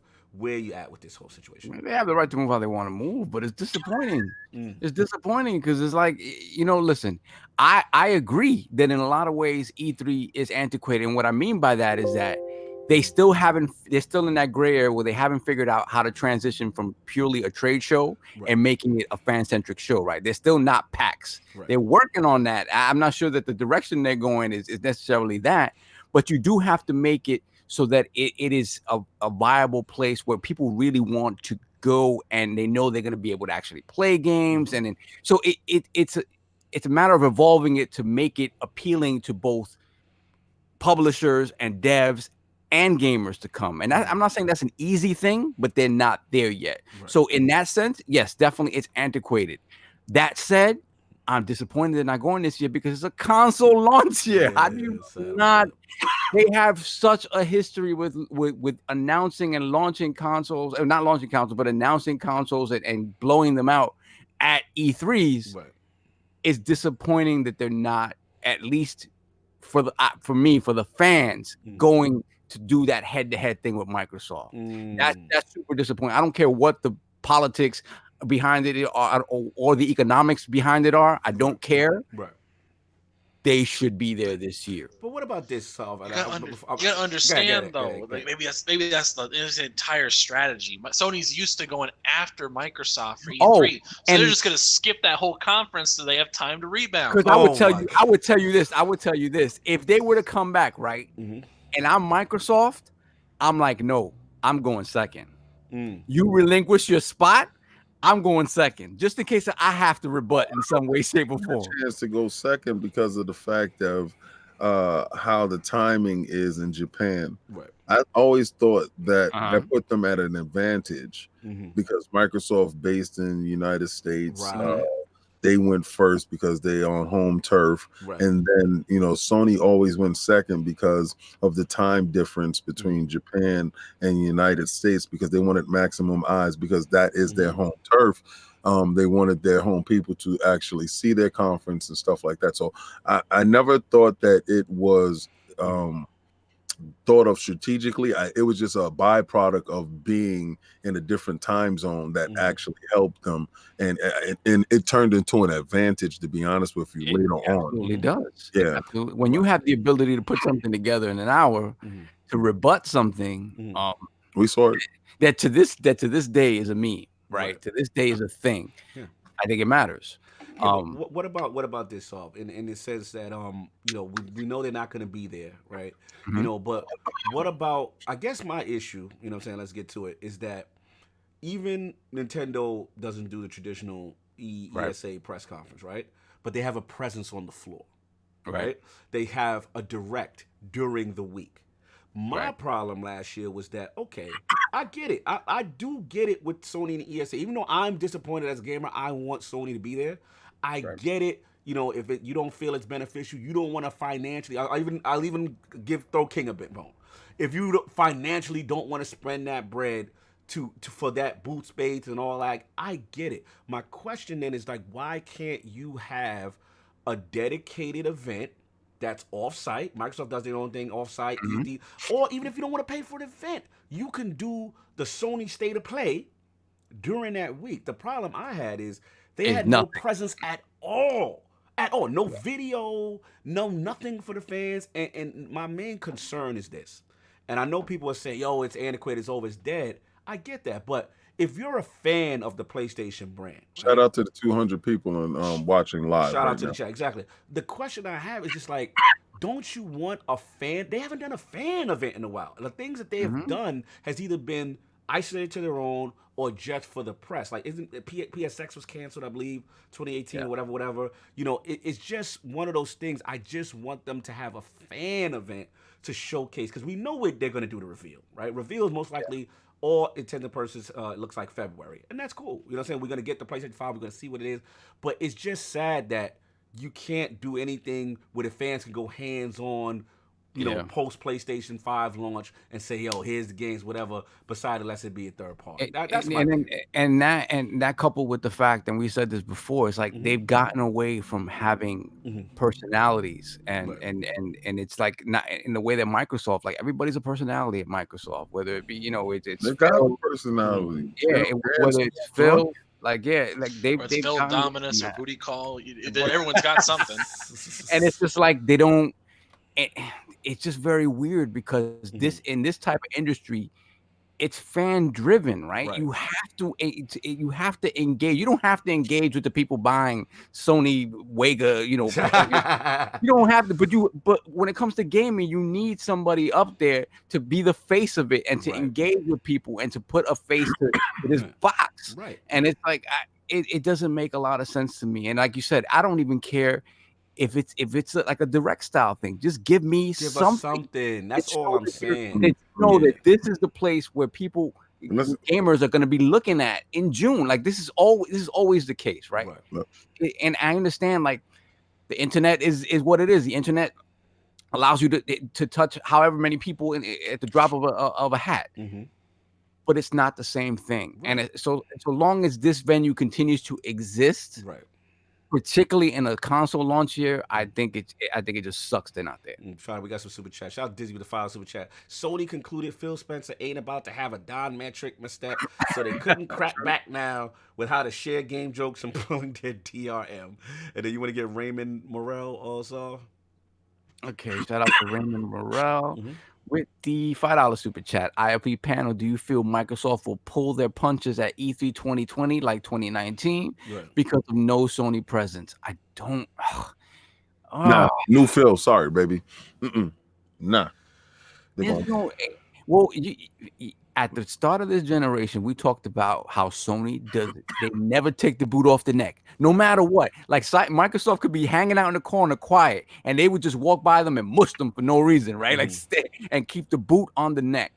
And yeah, I would love to see Microsoft do that and be like, no, we're gonna blow out everything that we have to talk about. We're not holding anything back for anything. We'll just as events move on, we'll go into more detail on the things that we talk about at E3. That's my hope. And I think I agree with King. I think they need to take the mentality like, listen, if this is going to be it, we need to be aggressive and act like we're the ones putting the boot on the neck. Right. Well, right now, he is the one putting the boot on the neck. Right now, everything that they do, there's a rebuttal. He give you a 24-hour notice on your neck. And let's get at it. Let's call a spade. They didn't have any games to show at E3. They was going to be showing you an old sizzle reel and all this other stuff. So that was the reasoning, right? And then these PlayStation heads was talking all that. Well, they're going to come back next year, bigger, better, bolder. Boy, look at you now. Look at you now, sitting in your sauce, right? You sitting in your sauce right now, and I want you to look at him now. I want you to sit in that sauce and stew, because you talked all that hot boy stuff, talking about they was coming with all the smoke, and they told you straight up, we are not there. So if last year the excuses they didn't have any games or they didn't have nothing new to sell or nothing new to show, they ain't got nothing new to show now. So that we're gonna keep that same energy from last year. We're gonna put it on this year. All they're gonna show is PlayStation 4 stuff and enhanced stuff that's gonna go to PlayStation 5. And they know they can't go up to the stadium talking about, we got these old games to get you in the mix. No, because Microsoft is showing you new stuff. Last year, the Microsoft showed you all head rock bangers, and they didn't even go hard on you. Pause. They said they put out those games. They showed you, okay, this is what's going to come out through the year. They twisted their stuff around just to fit the format because dudes were scared to box. So right now, Microsoft is like, oh, you don't want to throw no punches? They're trying to TKO you. So if you think going into this E3 right here, your man is going to wear kid gloves on you? No, not at all. He's going to take the lining out and knock your jaw loose. You are in complete trouble right now, because what you gonna come with? Last of Us again? What are you gonna do? Last of Us remix? What are you gonna do? So Godfall? What? Come on, it's on PC. Get away from me. So this is the thing. They would have to. Now, they would have games for you. They would have to talk, if they do come to, right. If that were the case, and if they were to come to E3, right, they would have to talk basically only about new stuff, because everything that they have on the calendar is essentially coming out before, right? Well, except for Ghosts. Except for Ghosts. So here's the thing. Let's play fair, for the sake of argument, with the PS5 reveal that we know is coming, right? So we do the specs. We no more logo. We got the logo out the way, but we do the specs. We do the hardware. Do the visual. You know what I'm saying? I don't know if we get the price, whatever. But what if they showcase an exclusive game that many don't know about, and wouldn't they be able to galvanize their base just like that for the people that say they don't need E3? Like if they just did that and then walk off. They're not doing it though. No, I think they do. I think they have something. But again, I think what's that Guerrilla Games game? What's that shooting game? Horizon or Killzone? No. Killzone. Mm-hmm. All right, they're gonna show you Killzone is gonna actually look like the trailer that they showed the last time. It's gonna actually play like that. PlayStation 2. But they're gonna go up against Halo Infinite. You're gonna get smashed in the mouth. Oh my god, y'all out of control right now. Let's get these super checks. This is crazy. Shout out to Reform Toad to our super chat. E3 2020 breaking news. Sony tweeted. Oh my god, y'all retarded. Oh, JD Gamer $5 super chat. So we are all in agreement that PlayStation is not showing up to E3 because Microsoft was like, we not showing our hand first. We want to go second, and PlayStation was like, bye E3. Yo, JD Gamer is out of control. Shout out to Mr. High in the chat. No, wait a minute. Yeah, get it. That gave me a thought. What if Sony actually did that? Did what? Like they go out there and they say, hey, we know we're out of E3, but here's a picture of the console. Bye.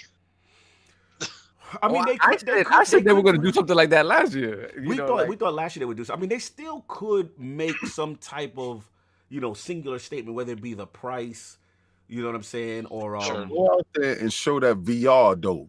This is what I'm talking about. You got my joint in the box. Show that VR, man. Let me use my VR, man. Don't give me that whack Iron Man. You'll set it up, man. Give me that VR, man. You call me an Xbox? Nah, I got that PlayStation. So I got more PlayStation stuff than you. Shut up.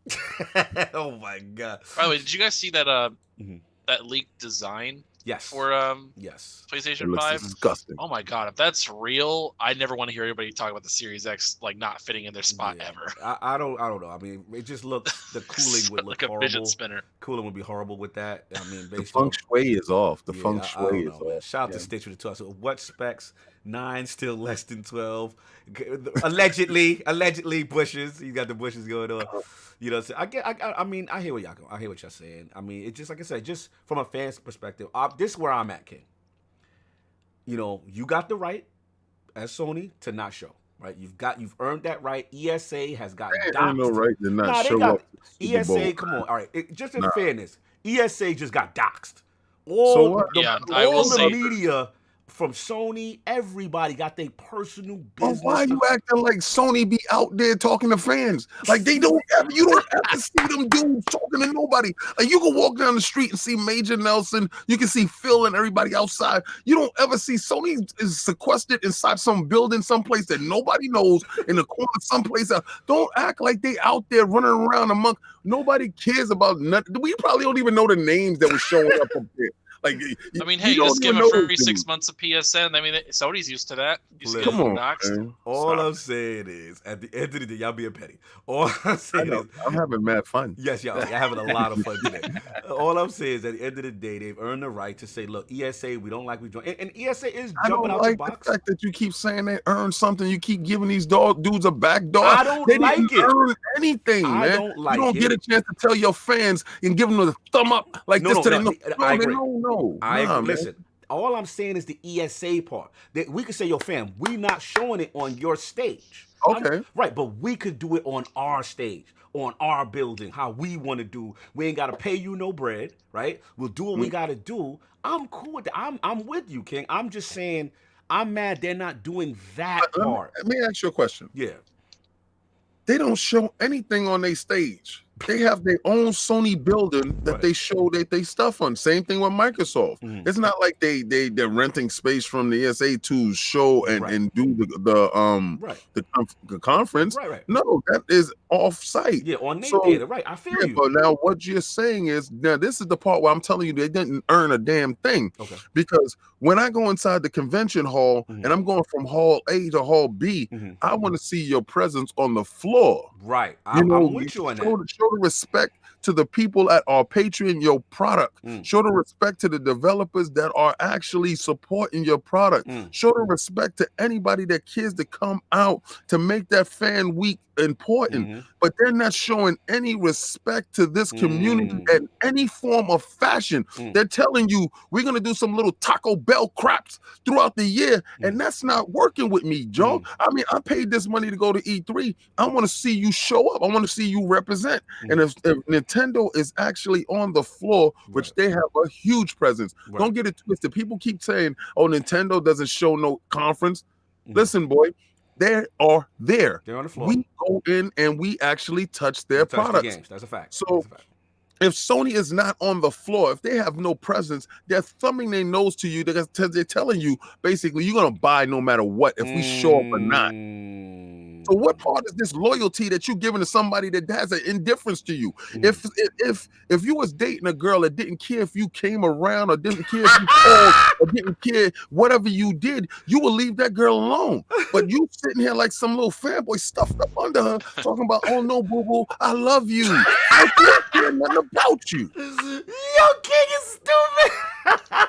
Dudes out here getting brainwashed by the bangers. What about them game of the? What about they say? But she giving me them game of the year bangers. That's why every I stay loyal. 3 years, show up every 3 years like she do to you. Come every 3 years, go to her every 3 years like I do. My joint got dust on it in the back. So every 3 years when a banger comes out, I throw the banger on, I play it, I see her for a little bit, and she got to go right back to the bushes. That's not somebody that you sit there spend time with all the time because she's not giving nothing back to you. I like hugs and kisses, baby. So if you're not giving me hugs and kisses, I don't want to have nothing to do with you. But Brap said with the $2 super chat, ESA needs Sony more than Sony needs the ESA. He said they don't need them. They on their own. Brainwashed to death. When you go to E3 this year, shout out to the stellar group that we have going to E3 that's in the compound with us. Shout out to these individuals that are fantastic. Those names will be released if they want to be released later. But when you go to E3, I want you to tell me your statement after going to E3, after seeing everybody there, after seeing everything. I want you to tell me your true, honest opinions, because right now you're talking from a state of not knowing. But after you know, I want you to tell me how you felt going to a conference that's all about games, and that individual did not show up because they said that you purchasing anyway whenever we drop. We got you in pocket, and there's nothing you could do about it. And you're sitting there talking about, yeah, this is, you know what I'm saying? I'm down with that. When she called, I'm coming. Yo, oh, come on. They simping? King, they simping. Straight Superman in the face. I'm not messing with y'all. No, man. Listen, the only reason why I cop day one is because I can. Now, if it was a situation and I had to choose, if I only had the ducats for one situation, I'm gonna tell you right now, I'm going with the boo that keep kissing me. I'm not worried about somebody that's gonna show up every 3 years with a God of War or something else. No, man, you don't come every 3 years and think I'm gonna support you 100%. That's not gonna happen like that. And this year, they gave you Concrete Genie and you had to eat that. And all the way through, you got nothing. I'm saying. Oh, man. Speaking of that, I actually have a good question about that. Okay, so we were talking about earlier how Sony normally will foster and support these new IPs when they come out. And I think that's largely true if they're successes. Right. But my question is, under the Jim Ryan leadership, what about these games that have been around, like they've been working for about 4 years now, right? And they don't do too hot. Yeah. So my question is, like, what's going to happen to Sony Bend? Yeah, I don't know. After mediocre performance. Well, that's the thing, though. When you say it's mediocre, but it sold very well, so you'll get another. You'll get another Days Gone. You are going to get that. But when you look at like a Concrete Genie, right? Just the way that they marketed those games. Past Sony would have put those games, Concrete Genie, the medieval remaster, right? Those are their old particularly medieval. It's an old franchise. They would have brought to the forefront, and at least it came out around Halloween. There was nothing around that game. I didn't even know it dropped. Nothing. There you go. Old Sony wouldn't have done that, right? So it begs the question: will they have the same level of tolerance for mediocre performances moving forward? Rappers on King neck. He said 10 out of 2 check. King, I purchase games, not trade shows. The reality is 90% of the consumer base knows nothing of these shows and still buy games consoles regardless of whether they show up. Woo! I refute what you're saying. I don't believe 90% doesn't know about these trade shows. First of all, when you get there, you understand. You keep talking from a position of not knowing, but this year we're going to open your eyes. Now, you purchase games. When you get into that game show, I'm going to put that camera on you, and I'm going to go live on you. And I'm going to tell you right Why you gotta go live on him? No, because he's talking from a position of not knowing. Don't let these dudes fool you. A lot of these dudes don't go because they can't go, and they're not in a position to go. But if they had the chance to go, they will break their legs to get there. So let's stop acting like this is the Super Bowl, baby. People know about E3. I would say, people know about E3. I would say that. But listen. I want to jump back on that. I'm gonna get to you. I just want to say, the thing I'm gonna say in reference to it is this whole, we're gonna build upon our global event strategy of 2020 and participate in all these 100. I'm holding them to the fire on this. That's where I'm at. They're going to give you 100 events of the Taco Bell crap. I'm telling you what they're doing.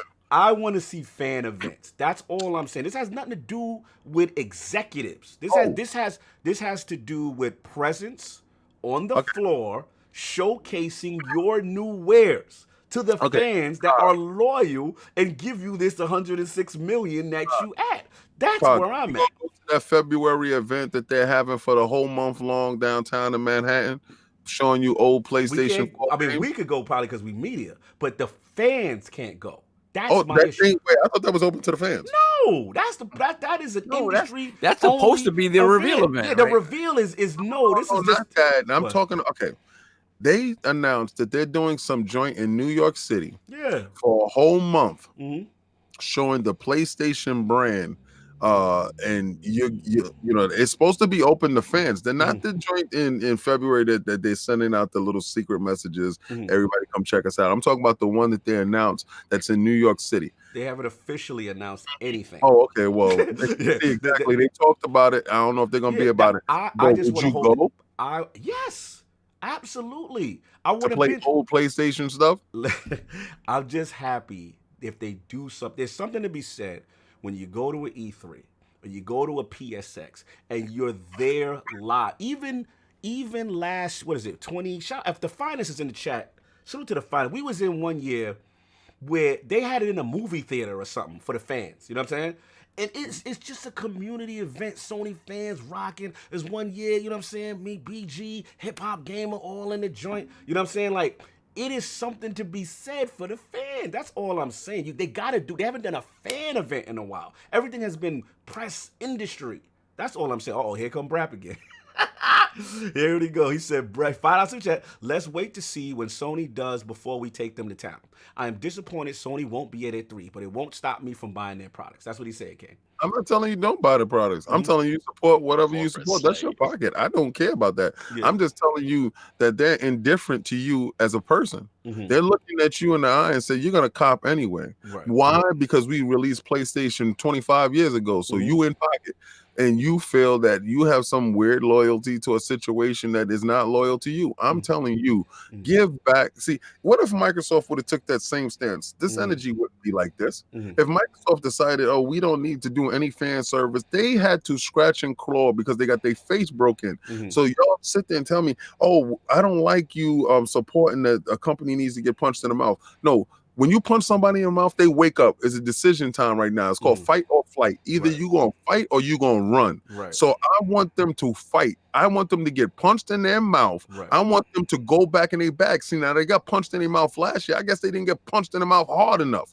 But Phil is down for the fight right now. And if you're not understanding that this man he's ready. He got his gun is cocked. He is ready. He already has those bangers. You already know Compulsion just told you. We got that banger. You just don't really understand what's going to happen right now, but Sony does. And when they do come out with their stuff, they better be ready for a fight because this ain't going to be this ain't that Don Matrick layup Patrick Ewing crap. Your man going for the LeBron James dunk on your neck, and he gonna look dead in your face as he gonna win that game. Right. I'm telling you right now, y'all don't know Microsoft right now. Y'all listening to old Microsoft. This is a whole new wave. It's a whole new game. Sony needs to come and play. All right, so here's the thing. I'm with you. I feel where you're going. The response seems to be to you that the Sony base is not that not all of them are not upset. Some people say, look, E3 is dead. They don't care. Whatever. Because they don't never go anyway. It's dead for them. It's alive for me. Okay, fair enough. But my question is, for them, they say, well, again, we're still getting the bangers. So is it? Do you think it's a thing that they have to see a drop off in the quality of the software for them to finally accept this non-fan service stuff that you're talking about? I don't think it is going to be a drop off in the quality at all. I think Sony will always deliver brand quality. Okay. Right. I'm not advocating for them to fall. Right. I feel I'm advocating for them to stand tall and stand up for you. If you're waving a flag, my timeline is dead. I used to have Sony dudes all over me, all day. Y'all are crushed. You're underfoot. How do you feel like with me lording over you? You're doing too much. Lording over you. You really can't come at me. All you PlayStation dudes, all you heads. Remember, y'all used to be the trifecta, all the big dudes. Y'all was out here stomping the yard. Oh, be careful, because if you anger this dude, I've been crushing you dudes. I'm lording over you. So right now you have no ammo. All your games is going to PC. Remember that philosophy had changed. Dance Moves Ryan got you. Dance Moves Ryan? You're all upset now. So right now he's doing all these beautiful dance moves on you, and you can't even come at me. So I want competition. I thrive in competition. And right now competition is none. I reign on the top like the sun. Burn whoever come in my chamber of torture. I caught you. You should have brought your neighborhood to support you. We got the rocket bars, boy. Follow the leader. Okay, let's go. Okay, and there we have it. King's feelings. I honestly would be really worried. Like, okay,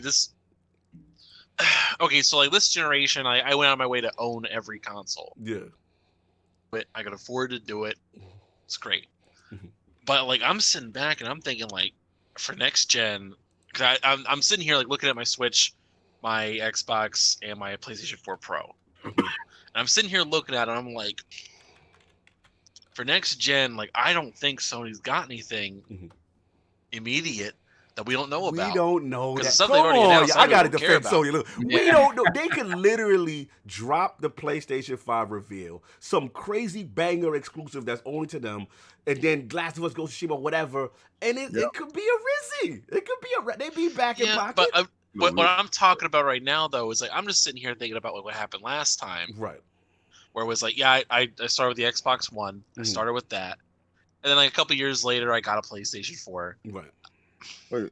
I'm sitting here thinking about it, I'm like, but honestly, that was probably the best way to do it if I had not started with the PlayStation first in that case. Because they only have the exclusives and that's it. Right. And especially if the Series X is going to be more powerful. Yeah, but we can't. It just makes sense to get a Series X first. Y'all do it too much. Listen, real quick, because I got a rebuttal for this. All right, shout out to the Reformed Toad with the final super chat. A lot of SmackDown talk on Sony's neck, while Xbox has no exclusives for at least a year. Ooh. Okay, so they have no exclusive. What do you call Halo Infinite? It's exclusive to the Microsoft platform, right? I mean, my question to you is, you keep talking about all these no exclusives and none of these games, Gears and all this stuff. Okay, what happened with Forza drops? We already know what's coming up. We already know hamburger, fries, and shake is going to be there. We know hamburger, fries, and shake is there. So we got that in bag, right? You already know that Forza going to be there. You know Halo is going to be there. Then there's going to be another exclusive game. But the question, because you can play it on your regular Xbox. Do that. If that works for you, do that. Who did that for you, though? Who allowed that to happen? They told you, yo, you know what? When your pocket's ready, you can jump up with the big boys. But right now, stay there. Stay there. You where you at. But if you want to play with the big boys, you can do that too. Shout out to the gamer by choice. $5 super chat. King. Okay, King, when the album dropping, he want to know you spitting the part. Oh, actually, IOP joint is coming soon. Y'all crazy, man. Look, we got to move on eventually. But this is a hot one. I'm with Slow and a couple of B Money in the chat on this one. Like, I ain't ready to write them off yet, but I am disappointed with the decision not to show at E3. You know what I'm saying? At least just have their own show, even if it has nothing to do with ESA. Even if you do PlayStation dudes to come at me, bro. It's besides the competition, which we all love. Right? Me and you, King, we come from that, right? We come from that day, like, yo, Microsoft drop. All right, what's Sony gonna do? They cooking up in the lab. What they gonna do? It was an event at E3. You know what I'm saying? Those are the magic moments you miss. You know what I'm saying? As a fan of someone who's gone to E3 so many times as we have, you know, so you miss that aspect. But at least if they would have did like the Nintendo thing, you know, we still huddle in front of that TV during the Nintendo Direct. Y'all may laugh at me when I'm with Switch mess up. Yeah, you know what I'm saying? But we watch it. You know what I'm saying? And it's something to be said. You go on the floor, you touch the latest things from Nintendo, you touch even the Microsoft have their own separate building, you touch the latest stuff, you get excited for the future of what's to come, and you just want them to have something similar. And I just hope they do something during that week for their fans. So even if it's just the state of play, you know, say like, yo, here it is. Yo, here's the price. Sony, $400, boom, and date. Right? That'll get people. Stop snoring, nigga. That'll get people. Yeah, listen, you know what it is? Yeah. Back to logo. Like, they showed us a logo. You dudes are so brainwashed. Like, they showed you a logo and you were just, oh my God. You know, listen, I can't believe they came out with a logo. Shout out to B. He said he gonna see us at E3. He said I'm not gonna be in them long Nintendo lines though. You know, listen, it is what it is. You know what I'm saying? We've said what we felt, but we'll see. We'll see what happens, man. We gotta wrap, man. We're going long. But yeah, it feels so good right now, boy. I want competition. So any of you Sony dudes, please go on Twitter and follow me, King David OTW. Please bring yourself over there so I can bash your skulls in, because I am so sick and tired of y'all with the brain. You know what? I'm gonna try to unbrainwash you now. I'm bringing soap and water, and I'm gonna clean your mind. I'm done with you. And on that note, let's get into this poll, man. We gotta get this poll. Let's get up out of here. New ILP poll with the rumors of Now, Horizon Zero Dawn coming to PC this year. Do you think this will eventually open the door up for Sony first-party exclusives to launch day and date on PC? The choices are A, this will never happen. Sony first-party exclusives may only release years after. B, yes, writing is on the wall. Sony wants profit like any other smart business. Or C, I don't care. It's all fun and games until it's my favorite PlayStation exclusive. Shout out to all the people in the chat. Shout out to the all reformed Tony letting it go. He said, file super chat, King, I'm an Xbox fan, but they've disappointed me for more than Sony has, my bro. So then what you do is you don't play on Microsoft, play on Sony. Do those bangers. I mean, you have freedom of choice. Who did that for you? You really have to understand. I don't care if Microsoft did anything for you or if Sony did anything for you. I game where I game, you game where you game. I have it all, but I keep telling you guys, I see them whenever they release those bangers. Every 3 years, I tune up to my PlayStation and I boot it up. Listen, no lie. When I booted up my PlayStation to play Portal Rock and Street Fighter, it was damn near 2 hours of downloading patches. So that's slow. They so petty right slow. now. So petty. You in your petty bag, right? Your petty bag right there. Shout out to Brad with the $5 super chat. Sony not being at E3. All good. I'll be there with ILP, Booms, Ains, Mods, and the Brap. Wow, you just outed everybody. He just snitched. Shout out to Boom, the Brap 69. It's all good. It's all good. It's all good. The fam gonna be in there, man. It's gonna be so much fun. Oh man, they not letting us go. They not letting us leave. Crazy Mate Gaming with the $5 super chat. Even if Xbox would have shown the Series X logo, it still would have been something new. We already knew it was gonna be the PS5.